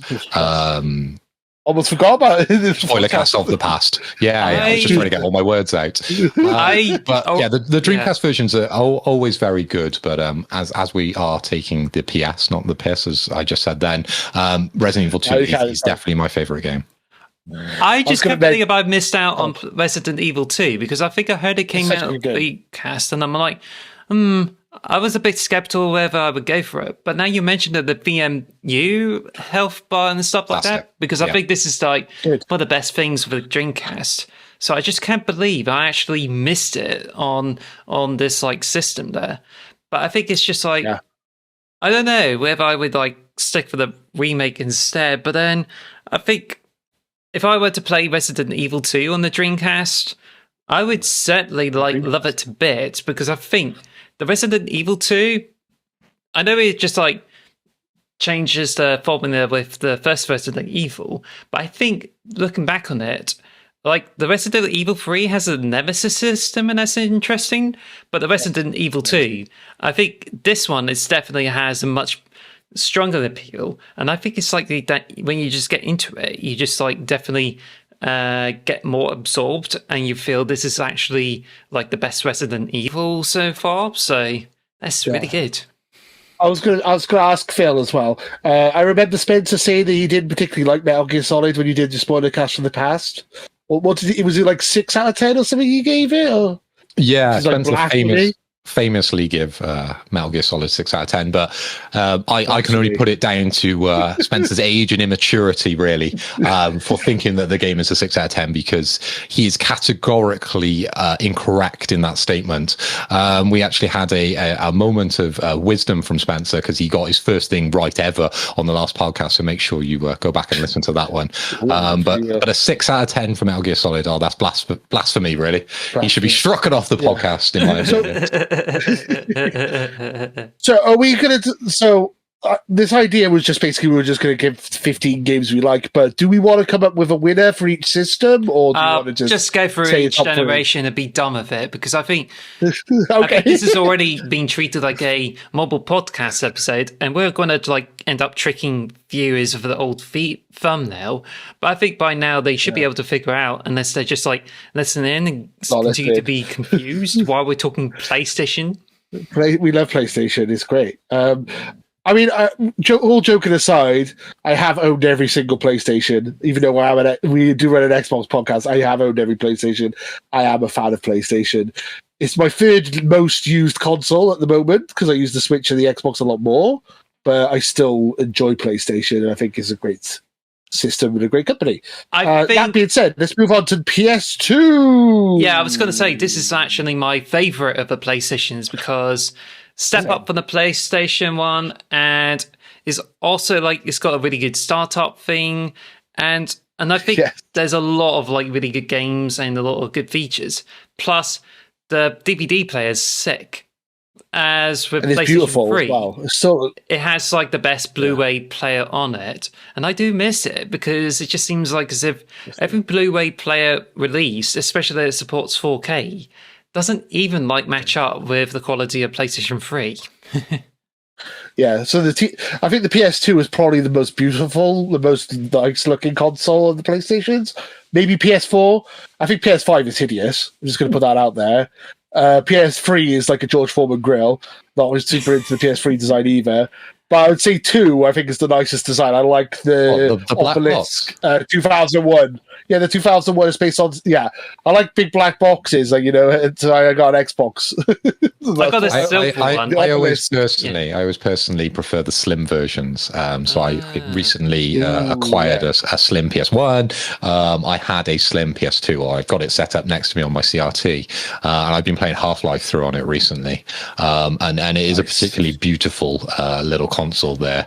But my personal taste, like my favorite console is the PS3 out of all of them, and I really enjoy the George Foreman look to it, and it being semi backwards compatible, and then also having all the SD slots with the original, because I actually bought my PS3 out in America at launch, so I was one of the lucky ones to be able to get the super powered PS3, where actually did you need 2 jobs? Did I need 2 jobs? No. Well, actually, 2 jobs to buy it. That's what the original thing was, wasn't it? To get a second job so you can have a PS3. Actually, I think I may have had 2 jobs actually at that time in my life. I don't know. I worked in a supermarket. I did some other stuff, so possibly. Anyway. Fair. But PS5 needs a slim as well. Just going to put that out there as well. The PS5 desperately needs a slim, because the current design is ugly. It needs to be trimmed down a bit. Sorry, interrupted. Go ahead, to me, I think I got a slim PlayStation 1, the superior PlayStation. And I got a silver original PlayStation 2, which I got in 2003, and that one looks so good. But I kind of missed out on the PlayStation 2 slips because it comes in some interesting colors. But I think I heard like there were some problems of fans being a bit too small for the games. Yeah. And I just kind of make you think as if I would keep the full version. But I certainly missed out on the PlayStation 3 Slim. Not the slimmer one, but where it has a sliding disc tray. But I would prefer like a slimmer PlayStation 3. Yeah. But I just totally missed out on There's the Slim and the Super Slim. Yes. And the Super PlayStation Slim, 3. Yeah, it's a weird naming convention, but one you can slide it in, and then the other one's got the sliding disc. So I took us off subject again. I'm sorry. PS2 has some great games. What is your favorite PS2 game, Alice? We'll go with you again. Start off. Oh, that's a good question because I think there's a lot of good choices with it. Because I haven't played the Ratchet and Clank games because I totally missed out on them, and I thought I was going to get that, but then I got Jack 2. But the Ratchet and Clank games are like really fantastic. And I also played Sly Cooper, which is on the PlayStation 3. So, and that's when it just gets really difficult. I think I did consider like Devil May Cry to be my favorite. But I think the trouble is I haven't been playing the better games, and that includes like Kingdom Hearts, Final Fantasy X. I did play Final Fantasy X too, and that's good. But I think I don't even remember all those games back then. But I certainly enjoyed God of War, and I think it just kind of pales in comparison to the later God of Wars. But I would certainly say that this is like a really interesting game, I would say. But I think it's just between that and Devil May Cry, the original Devil May Cry, because Devil May Cry 3 is just like, more brutal and difficult. So, but at least I did complete the Devil May Cry 3. Yeah.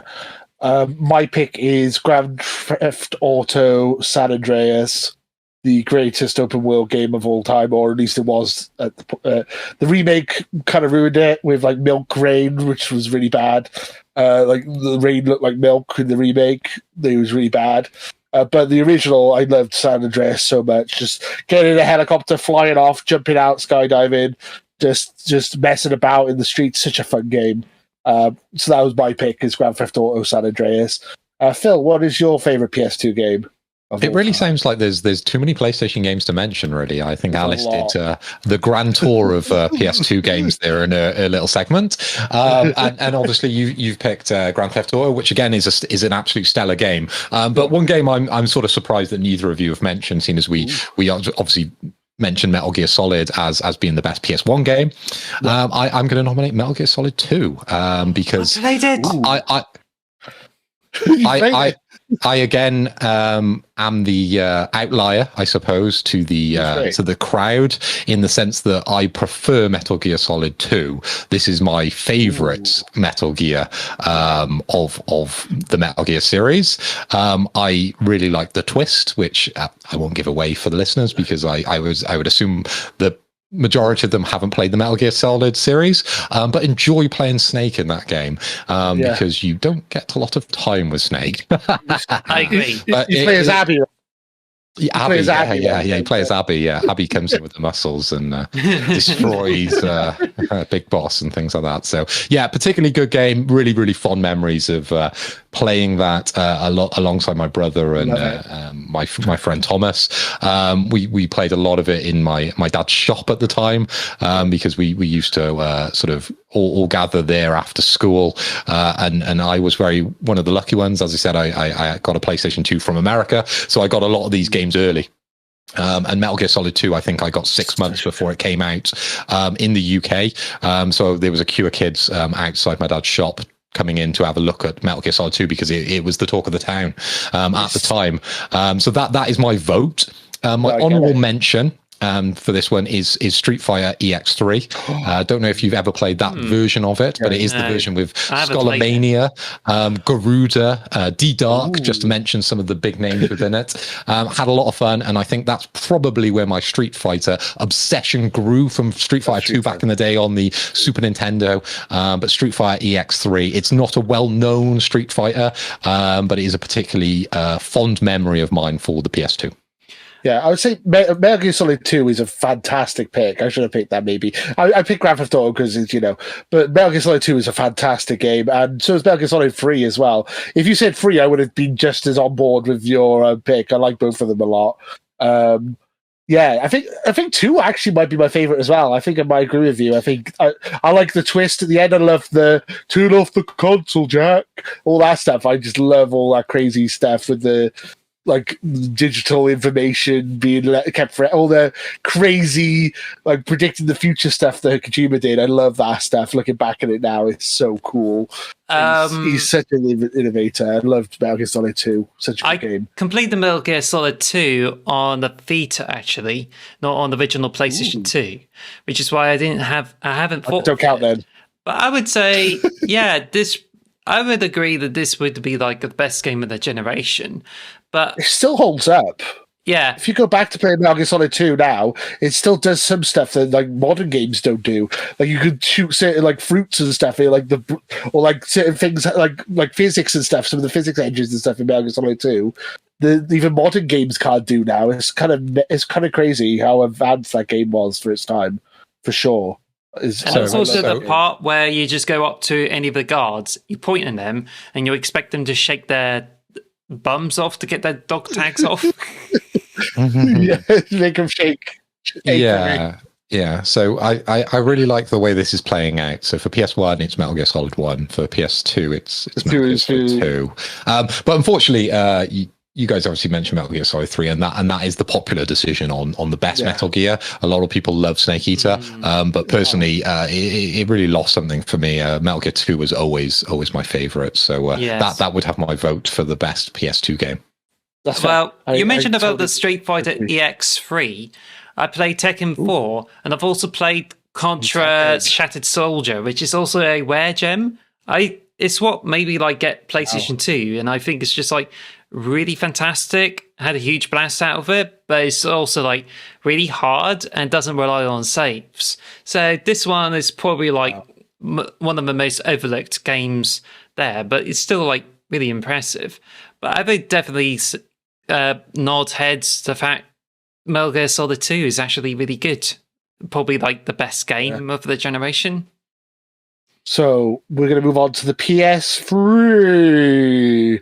I want to say what mine is because it's going to shock you to your core. Shoot. My PS3 game. My favorite PS3 game of all time is The Last of Us Part 1. I adore that game. That game is still fantastic. I might not like The Last of Us Part 2, but Part 1 I absolutely adore. I think it's a fantastic game. The TV series proves that the story still holds up. I haven't played the remake on PS5 yet. I played the remaster on PS4. I might get the remake when it goes cheaper, but I'm not paying £70 for a remake. But I really enjoyed The Last of Us Part 1. I think it was a fantastic game and one of my favourite games of all time when it came out. And that's partly why I don't like 2 that much, because I had really high expectations and it didn't really match what I wanted. But, that's just personal taste. I get a lot of people love Last of Us 2. It's quite a divisive game, though. But, yeah, Last of Us Part 1 is my personal favourite PS3 game. Now you mention it, this is also my favorite game of the generation, and I almost forgot about it. It's also followed by Uncharted 2, and I did actually play a bunch of PlayStation 3 games, especially digital, but I don't think any of them really compares to The Last of Us, followed by Uncharted 2. But I certainly played other kinds of games, and I think there's some really good contenders Killzone 2, Devil May Cry 4. Well, Devil May Cry 4 plays better on the Xbox 360, but I don't know. It's just but I would definitely say that Naughty Dog certainly did themselves extremely well in this generation. For sure. How about you, Phil? What's your favorite PS3 game? Well, for PS3, I would agree with you on The Last of Us shout, but this is a little bit of an omission. I didn't actually play The Last of Us on PS3. I actually waited to the PS4 for the remaster. It was one of those games that I got forced to play and absolutely loved the process of that game. So unfortunately, the PS3, I have some different titles to sort of mention. The PS3, as I said earlier, is my favorite PlayStation so far. I have the largest game collection on the PS3 out of all the different consoles. And the games that I want to bring some attention to probably aren't your Google top 10 PlayStation 3 games. Okay, so these are more like my personal take PlayStation games. So one of them that I really want to bring a bit of attention to, and I am a huge geek, as you can probably tell by my background, starting at the top, there is Transformers, and that's a little bit of a giveaway that one of my favorite games on PS3 is Transformers. Transformers Fall of Cybertron is one of my favorite games. So we had War for Cybertron and we had Fall of Cybertron on the PS3, and they were both made by High Moon Studio, which I believe don't run anymore or kind of went out of business. They're a support studio for Call of Duty at the moment. Oh, well, there we go. Yeah, they've moved on. They've moved on from the Transformer world. But my personal taste in Transformers is I don't like anything outside the original series. Even when it gets to Beast Wars, I'm kind of out, right? That was all like my brother and later on. I love Optimus Prime and Megatron. But coming into Fall of Cybertron and War on Cybertron, I was pleasantly surprised because they stick so close to the source material. And it's a proper homage to the older shows with sort of updated graphics in that 3D environment. And there's some multiplayer, which was entertaining at times, frustrating at others. But it is very much one of my fondest memories on PS3 is running through that game. And also you get to be Triptychon, which is absolutely awesome, right? Triptychon is in Fall of Cybertron. I believe that's the one he's in. And he was my favorite back in the day. And I don't think you can see on the camera, but down at the bottom, I have Triptychon and Metropax, the original Transformers from the 80s. And yeah, these days they are box fresh Transformers. I haven't touched them in years. They just sit in a case and I just look at them and remember good times. So Transformers Fall of Cybertron is my favorite, but my honorable mention, again, I have mentioned I'm a massive geek. So again, this is a geeky choice, and it is Space Marine. I am a Games Workshop fan, a Warhammer fan, and Space Marine was very much one of those diamonds in the rough on the PlayStation 3. I think it came out around the same time as an Uncharted game, and I think I ordered them both at the same time, and I remember them getting delivered to my girlfriend's at the time's house, which was 3 doors down from me, and I didn't get them till maybe the day after because she didn't tell me they were delivered to her house, so I don't know how they got there. But very fond memories of Space Marine. It's an incredible game. You get to wander around in Space Marine power armor and slash at things with your power sword and your heavy bolter, and it's just a good time. And I know they are bringing out a new Space Marine now on the PS5, where you're very much going to go up against the Tyranids or the Nids, and I cannot wait for that. That is on my watch list at the moment, and really looking forward to that. So my game of the PS3 is Transformers Fall of Cybertron. My honorable mention here is Space Marine. I was going to say, so that's why she's an ex-girlfriend, right? Because she didn't give you, like, she didn't give you the games. No, that's why she's an ex. Are you interested in this new Transformer game coming out that they just teased a couple of weeks ago? It looks a bit weird to me, but I'm curious because I'm not super into Transformers. If it's something you'd be interested in, or people also tell me there's a new movie coming out with Beast Wars in it, and I don't really honor any other movie than the original. You got the touch, you got the power, animated Unicron versus Hot Rods or Rodimus Prime movie. I don't believe there is any other movies. Michael Bay is an absolute just beat me at this moment because he has ruined that franchise for me, unfortunately. Let's got the Transformers movie on 4K last year, and to be honest, the recent Transformers films, especially the Bumblebees, when it got in the right track. And you mentioned a new Transformers movie, and that's called Rise of the Beasts, and I think this is fantastic. Well, it looks really promising as far as I can tell, but I think they just thrown some of the ideas for what is supposed to be a more sensible Transformers thing. But I think, you brought up those games and they're really fantastic. And I'm just like really pleased about how you mentioned about those like the Cybertron games. But on that same system, I played Transformers Devastation, and that is also like really good. Yeah, I've heard that. I've heard that's good, and that's actually a game I own on Xbox. And I remember playing that. But that is a very much hack and slash game, which I don't think it lends itself very well to the world of Transformers. I like the very stylized look of the game you mentioned, because I believe it's like cell shaded versions, and obviously you get to be Devastator and things like that, which is very cool. He was again very much one of my favorite Transformers. Of course, he's a Decepticon Constructicons. I used to love those a lot, and I did play that game, but I wouldn't say they're on the same par as Fall of Cybertron or War for Cybertron. Shall we move on to PlayStation 4? PlayStation 4. Ooh, PS4. I'm guessing this is the most controversial section. I guess. I mean, I like my PS4. Oh, I've got blurry. Camera, hello. There we go. I don't know. I like my PS4 for what I actually bought my PS4 before I bought an Xbox One because they completely screwed up the beginning of the generation. I really enjoyed my PS4 for a lot of the generation. To be fair, it's a decent console. So I don't think it's controversial at all. I think there's a lot of really good games on PS4. No, I mean to do with our picks.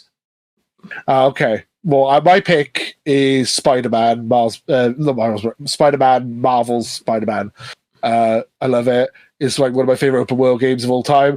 I got the platinum on Spider-Man PS4, platinum on the remake for PS5, platinum on Miles Morales, platinum on Miles Morales remake for PS5 as well. So I've got 4 platinums from the 2 Spider-Man games, and Spider-Man 2 is literally the reason I bought a PS5. I really adore the Spider-Man game, the Marvel Spider-Man. It's one of my favorite games ever. 10 out of 10. One of my favorite PlayStation game, and I cannot wait for Spider-Man 2. So that's my pick for the PS4 game. And that's my pick. All 4 horsemen, I guess. Woo! Phil, what's that's a wrestling nod there with the Ric Flair. Subscribe to my Patreon on Potato Pro Wrestling. There you go. Phil, what's your favorite PS4 game? Well, you are right in everything you say there, Lewis. But I very much have a different favorite when it comes to PS4. Spider-Man's particularly good. Yeah. And I would rate it as one of the best on the PS4. So I do agree with everything you've said. I'll start off with my slight honorable mention, which is The Last of Us, because that's when I played the remake on the PS4. It actually took me that long to actually get into The Last of Us, and that's when I experienced that. And again, I would say that's up there because there is so many good PS4 games. Yeah. You've only mentioned Spider-Man and The Last of Us, and I could name 20, 30 more that are just particularly good PS4 games that people need to play or must plays on the system. I think I know what yours is going to be, Phil. It's pretty damn obvious, right? I think I know what yours is going to be. Cool. I'm going to. I'll see. You say it, and I'll tell you or do you want me to say what I think yours is going to be? So I think I know. If you don't know Lewis, I don't think you know me. Let's just say Hideo Kojima. I'll just put that out there, and I'll let you talk. Alice is looking hella confused. Well, I know in the slight break we had at the start, you guys were looking around my room at all the different things I have, and some of the things that I have behind me are referencing my favorite game of all time outside Resident Evil 2 and Portal, which are my top 3 games. So it is Death Stranding. It came out of nowhere on PS4. It was, of course, it's a Hideo Kojima game, and it was highly anticipated by myself, but I wasn't someone who invested super early. I didn't get the collector's edition at that point, and I instantly regretted it once I played the game. But Death Stranding, it changed my gaming life. It really did, and it's had such a big influence on me and the way I think about gaming and the things I enjoy in gaming. And I think Hideo Kojima within that game really taught me at the age of 37, PS4 36, that actually this game is something different and rewrote a lot of rules that I probably live by with gaming. it is a spectacular game. It's very difficult for me to sit here, and I think within the limited time we have on this podcast to go into any of the storylines, to even try and explain any of the functionality of the game outside. It is a walking simulator, but it does have a very strong story. But since playing that game, obviously, we had the director's cut on the PS5, obviously platinum that, as well as the Death Stranding version on the PS4. I have a PS4 Pro Death Stranding version. I went back and bought the collector's edition when I was in the States, so I managed to be able to pick that up at a nifty price. But I have all the memorabilia, and I'm fully signed up to the Kojima Club for Death Stranding, and it is one of my favorite games of all time, and it is a modern game, which is quite rare for me. I need to go back and play it. I got the director's cut on PS5. I bought that with my PS5. I bought like a ton of games on my PS5, so I was a bit overwhelmed. I think that is the one I want to go back and play more of, definitely. I really enjoyed what I played of it. I haven't finished it, but it is a underrated gem, I think. And when people say walking simulator, that's such a negative connotation. I know, that's why I say it. I like Breath of the Wild gets the same kind of thing as everyone says, oh, it's an empty world. It's like that, but it's beautiful and amazing, and it's one of my favorite games of all time. Like, I think a walking simulator could be a negative opinion, but I think in this case it's really a good game for being a walking simulator. The environments are beautiful, and I love the fact that like people can leave ladders for you and stuff. Like Strand gameplay, that's what it's called. Like the multiplayer, like kind of multiplayer, but not really. I love that. That may or may not have been stolen from what was it, Demon Souls or something like that. It's got very similar Strand gameplay, right? That everyone remarks about. But no, I'm sticking by that's a very original Hideo Kojima idea.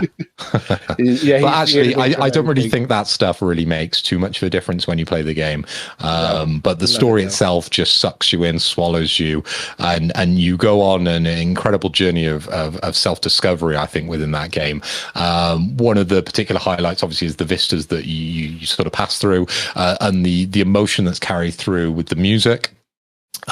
There's some brilliant Bring Me the Horizon influences. There's some brilliant Churches songs that are in this, as well as all the orchestral stuff that Hideo Kojima sort of handpicked for this game.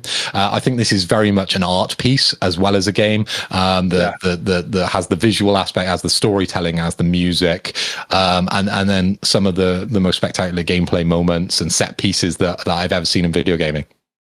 I mean, I feel bad not finishing it now. I need to go back and play it. It's definitely it's top of my list of games to play on my PS5. So that's definitely going to be up there. Honestly, there's so many good PS4 games. I have got honorable mention, but I want to see what Alice has to say first before I say my honorable mention. What is your favorite PS4 game, Alice? Good question. It kind of like stopped them in like 2018, so therefore I haven't actually checked out some of the later games. But I think it could be third party really as well if you've played Xbox. Well, if it's something you like, it's third party. You can also do that. I don't mind. It's like because my spoilers for the PS5. Mine's not actually mine's a third party game. My favorite PS5 game. So we'll find that out in a minute. So, well, I was going to say that I actually played some really good PlayStation 4 games, and to be honest, I missed out on some of the games that are like contenders there, which I missed out because I kind of stopped there. But I think my favorite is to do a Bloodborne. It's basically like a off-strand of Dark Souls, and it's exclusive to the PlayStation, which I think is like on the PC. I just think this is really a really fantastic game, and it's highly accessible. It has a lot of challenge, but it gets the theming and also the controls right, and I certainly really enjoyed playing it.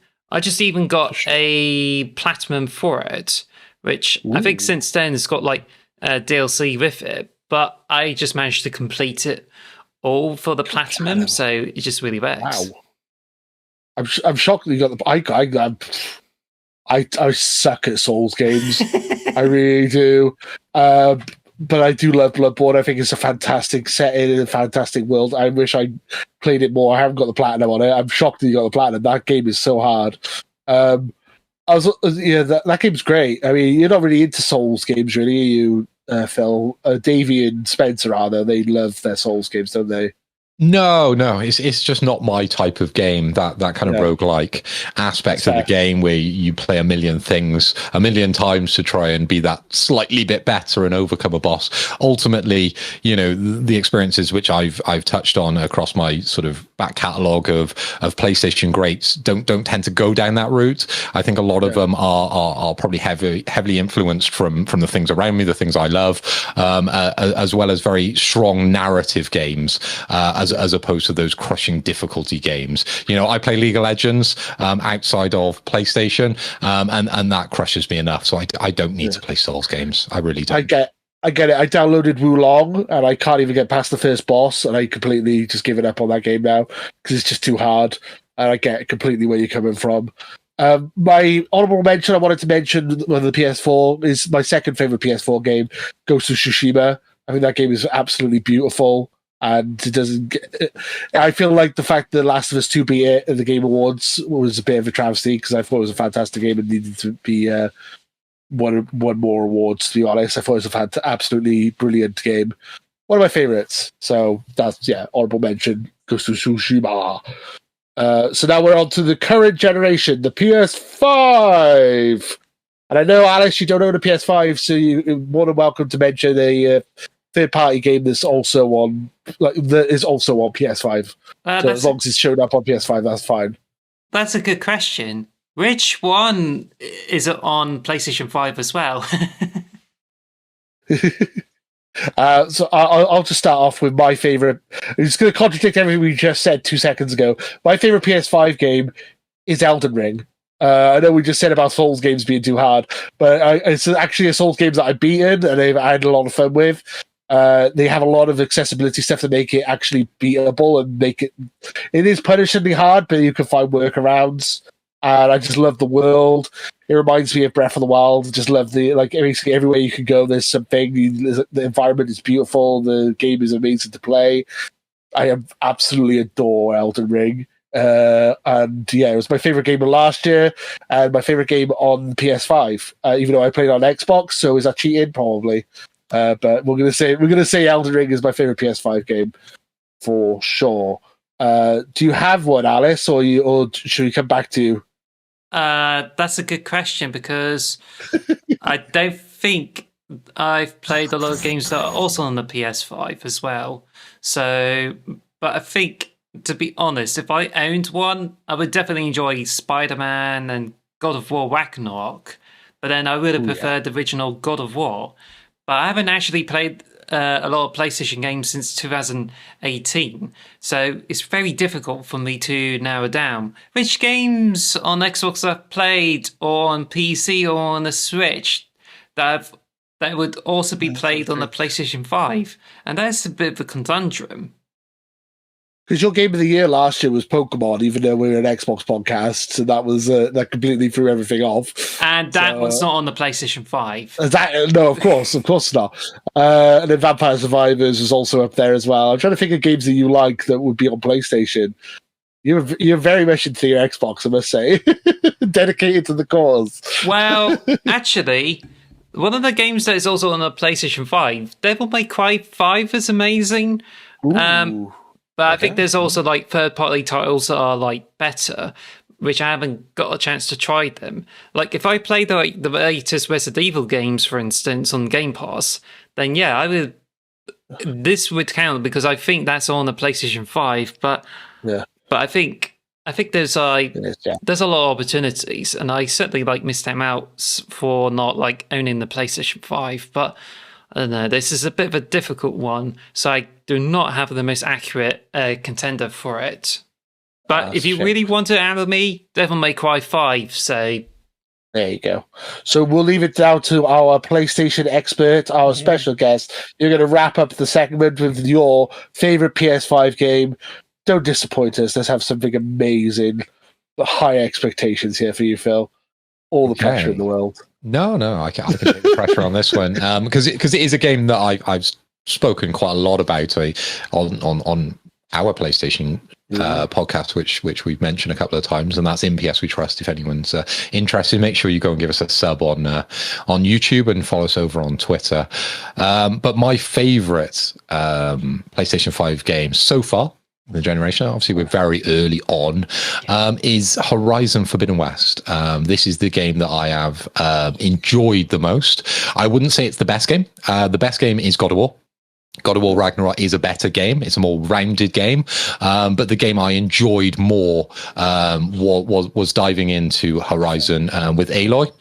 The game is spectacular to look at. The storytelling is incredible. The interactions within NPCs is next level. There's multi-layered kind of storytelling throughout the game where you can talk to NPCs and they'll react differently depending on which order you speak to them in, and you really get immersed quite easily within that world, and it's really left an imprint on me personally, and I'm really excited for Burning Skies. I believe that's what it's called, coming out soon, which is going to be the DLC, which I've already Burning Shores. Which is the DLC, which I've already bought, which is ridiculously priced. It's like £15 or something like that. But the original Horizon DLC was particularly good back when that came out. So I'm really, really looking forward to seeing what they do on Burning Shores. There are a few negatives within Forbidden West, which me and Davey rant and rave about, and that is the combat. The combat isn't necessarily that different from the original Horizon, as well as you can't really ride enough of the creatures. You kind of want to go in and ride a Thunderjaw, right, and ride the bigger creatures, but ultimately you can only ride the horse and the raptor and things like that, right? And then at the end you do get to ride the pterodactyl, which is relatively cool, but you want to maybe control some of the bigger monsters. And then they introduce a lot of water kind of aspects within Forbidden West, and ultimately there's no combat within water, so it's a bit janky. But I can forgive all those because the game is stunning. I had the best time playing it, and if you are buying a PS5, I would very much recommend that's the platform you play Forbidden West on, and see if you feel the same way about it. And I'm definitely recommending that Burning Shores, because there's a lot there that they can build on, especially with the story and the way they left it.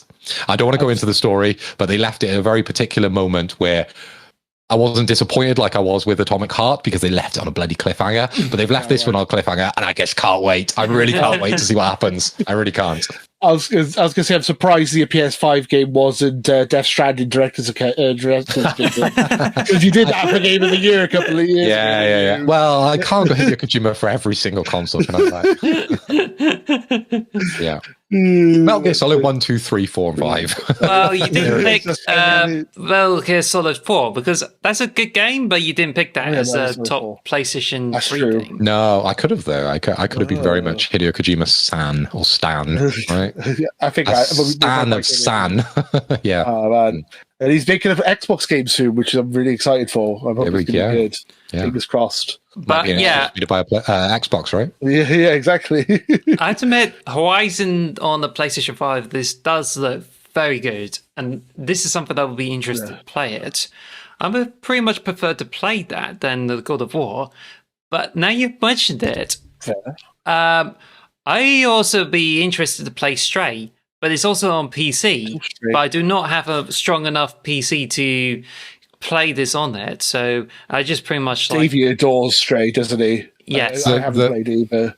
The lads bought it me, I believe it was for Christmas, and it's sat up on my shelf at the moment, because there's just too many good games to be playing on PlayStation at the moment. Unfortunately, we are drowning, and it doesn't feel like it's going to stop anytime soon, unfortunately. So I think Stray's probably going to be up on my shelf for a little bit longer. But I will get right to it. I do promise that. This year is insane for all three systems. And the fact that I have all three systems makes it even more crazy. I'm going to have to try and balance all the games. And we've got Resident Evil 4 now, Redfall, then Legend of Zelda, then Star Wars Survivors, and it just keeps going. That's Street Fighter, Diablo, these games are sizable chunks of your time, right? So I look forward to all that, and specifically when it comes to the fighting games, they take a heavy investment in time, and all three of us on the friendly podcast, cousin podcast, or cousin podcast. I think that's a better way of putting it. Yeah, we are very much into the sort of FGC PC, so we're going to be putting a bit of time into the new Street Fighter alongside Diablo. That's how I met those guys. That's how I met Davey and Spencer initially. We were at Super Smash Bros. Tournaments. So that's ironic. The Nintendo game brought us together. How did we meet, Lewis? I'm on the show. Talk about me. I met you through the PlayStation podcast. No, you met me at wrestling. After in real life, I've met you in wrestling. Yeah, definitely. Went to see Clash of the Castle. Had a couple of beers. That was great. Yeah. You owe me a beer. I do owe you. Still owe me a beer. Yeah, I'll pay you a beer. Yeah. I do not forget. Yeah, and I've still got your sticker album that you got for free off one of those people. That's where it went. Yeah, it's not my sticker album. I know it's really sweet for you folks to talk about all those nice introductions and everything. Me, I'm actually based in Cornwall, which is like 3 hours away. Yeah. Oh, well, there we go. Yeah. We do need to be at some point, though, Alice. Definitely have to try and do some kind of, maybe episode 100 or something. We'd have to try and do some kind of, meet-up or something. That'd be pretty cool. Well, maybe. You sound a bit disappointed. Like, oh, no, not really. I say maybe. I'm not saying, oh, no. It's just maybe. But mind you, I've been to Wales before, and I studied in Newport University for 3 years. That's how I know you, yeah. We both went to university together. That's how we met each other, was in the University of South Wales. Yeah. Which is... But that's definitely not out of question. Now we both... Yeah.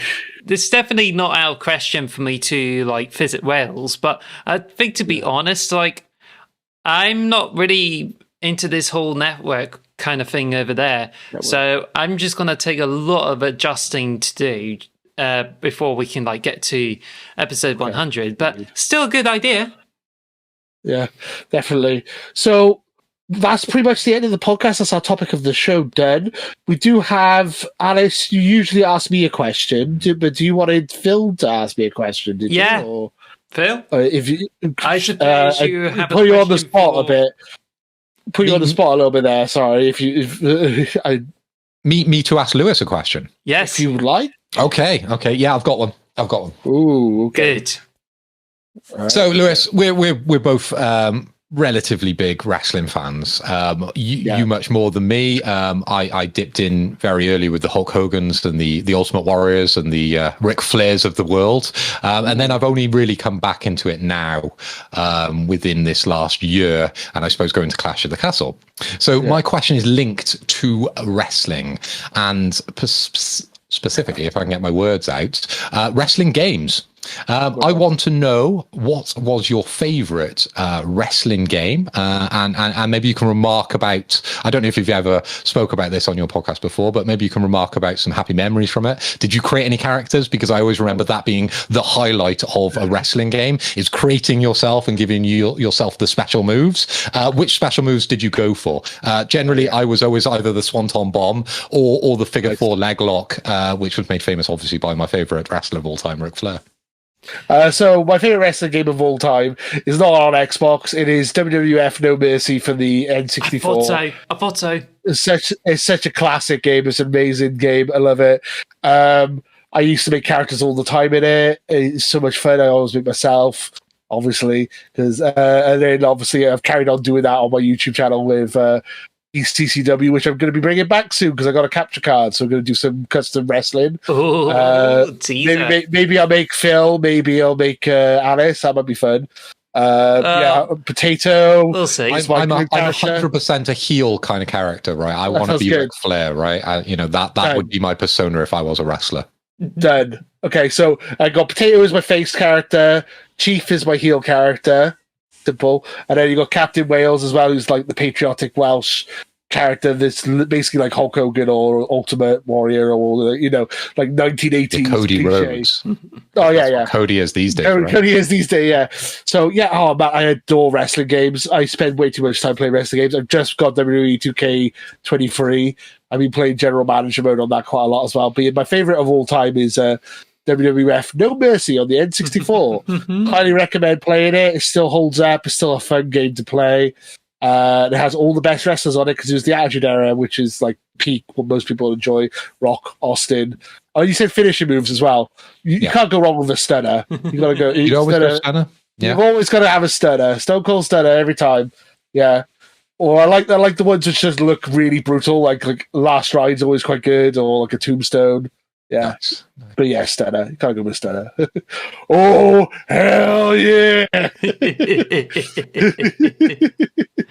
And I think that is it for the podcast, I guess. And thank you for coming on, Phil. We really appreciate it. Yeah, thank you. No problem at all. Thank you very much, guys. It has been a pleasure. And usually at the end of podcasts, people pimp things out. So I'm going to take this opportunity just to pimp myself out a little bit. We have mentioned it multiple times, probably too much for your Xbox audience, that I do run I do contribute towards a PlayStation podcast. We call it @InPS We Trust. I'm sure the URLs will be in the description of this show if people are interested at it. And you can follow me at Philip Hoy. So that's Philip with just the one L, HOY. And I'm over on Twitter. I talk a lot about PlayStation as well as League of Legends. And just some general video games and some banter and a couple of Ric Flair gifts now and again. So if you're into that, please follow me. Please sub to our YouTube channels for the podcast. That would help us because we are a growing podcast. We've only been running a short time, and sort of any subs really help us out at the moment. All right. So thank you very much, guys. And thank you for having me. It's been a very enjoyable way to spend my evening. Cheers. I could be playing Resident Evil 4, but I've chose to spend it with you guys. I also chose to spend it with you guys because I was going to miss it out because I was trying to focus on my well-being. But now I'm just like, I think this is a perfect opportunity for pop over. And to be honest, I was just have to get involved in this April Fool's joke because it could have been a very different subject than PlayStation. Yeah, so I was just about to say, I have a confession, guys. This is the April Fool's Day episode. We're not actually a PlayStation podcast. April Fools, we got you. You totally fell for that, didn't you? Xbox the Box will be back next week as per usual. But yeah, this is our April Fool's episode, and we really appreciate Phil coming on and talking PlayStation with us. We do like PlayStation here, even if this isn't an April Fool's episode. We might do it next year as well. I think this might be a recurring thing we do every April. I would love to do that. We'll see. That's a no. You enjoyed it that much, did you? I certainly enjoyed it, but I prefer to keep using the different tricks. I've always every April we just have a PlayStation podcast, but I think, to be honest, that's a good regular too. So I would say I like it. I love it. If we're going to do another PlayStation one, I would definitely agree with that because I think this is pretty much one way to get the reconciliation done. So it's quite good. Yeah, and I thank you, Phil, for being our first ever guest. It means a lot. We had a lot of technical issues trying to get this up and running, and we think we figured it out. So hopefully it'll be a bit more smooth next time. And we really appreciate you sticking with us. And also, this is the first time I have to film a podcast with 3 webcams. Yeah, it's been tricky. So we appreciate everything. So thank you everyone for watching. Go check out PS We Trust. Those guys are great, and they make a really good podcast. And yeah, and I'm sometimes on there as well. So if you haven't had enough of me already, I sometimes show up on there too. Some of our most popular episodes you're on, actually. So that's pretty cool. Usually the ones at the top, if you sort by popularity, Lewis is involved in them. So come over and have a look, guys. So thank you very much for your time. I think, to be honest, I should be invited in too, not as an Xbox pundit, but actually this skeptic, because I'm being playing less games every year, and therefore I think I'm the one who's going to be influenced.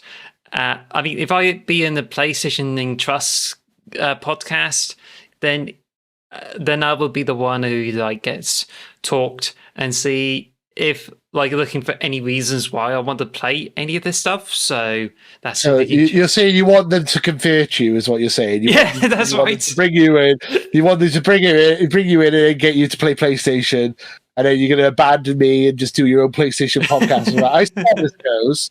I see how this is. You've got to have thick skin, though, Alice. If you're going to appear on MPS We Trust, you guys have been very friendly to me on this episode. But as soon as we get Lewis, we rinse him. We really do. If any of the Xbox audience want to see Lewis, taking the mick out of, come over to our podcast, because we roast Lewis normally when he's on. Yeah, it's good times. It's good times. They know if it got too far. If I call Davey Dave, that's the time. Okay, Dave. And then that's there you go. Okay, we'll calm down. That was like the line. I remember that.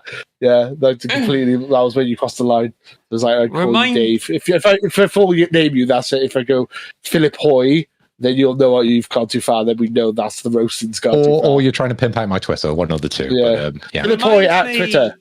Remind me not to call Davey Dave. Dave. Whoa. Anyway, so we got off topic again. So thank you guys for watching. We really appreciate it. April Fools and ha funny. Thank you guys for watching. We really appreciate it. Comment, subscribe. We're still a small channel as well. And if you get a chance, also check out PS We Trust if you like PlayStation. Even if you don't like PlayStation, they have a lot of good banter about drinking and stuff like that, and Resident Evil and some stuff that might be a bit inappropriate, which I really enjoy and find hilarious. Yep, that's so. Watch your way, parents. Inappropriate drinking Resident Evil chat. That is. I love it. Oh man, good review. Good review. 5 stars. 10 out of 10. Yeah, 5 stars. I'm 5 star. Thanks for being on. Anyway, and thank you guys for watching. And until next time, bye. Datas. Bye. Take care. Woo. Thank you for listening to our podcast this week. If you like it, please like and subscribe. Please.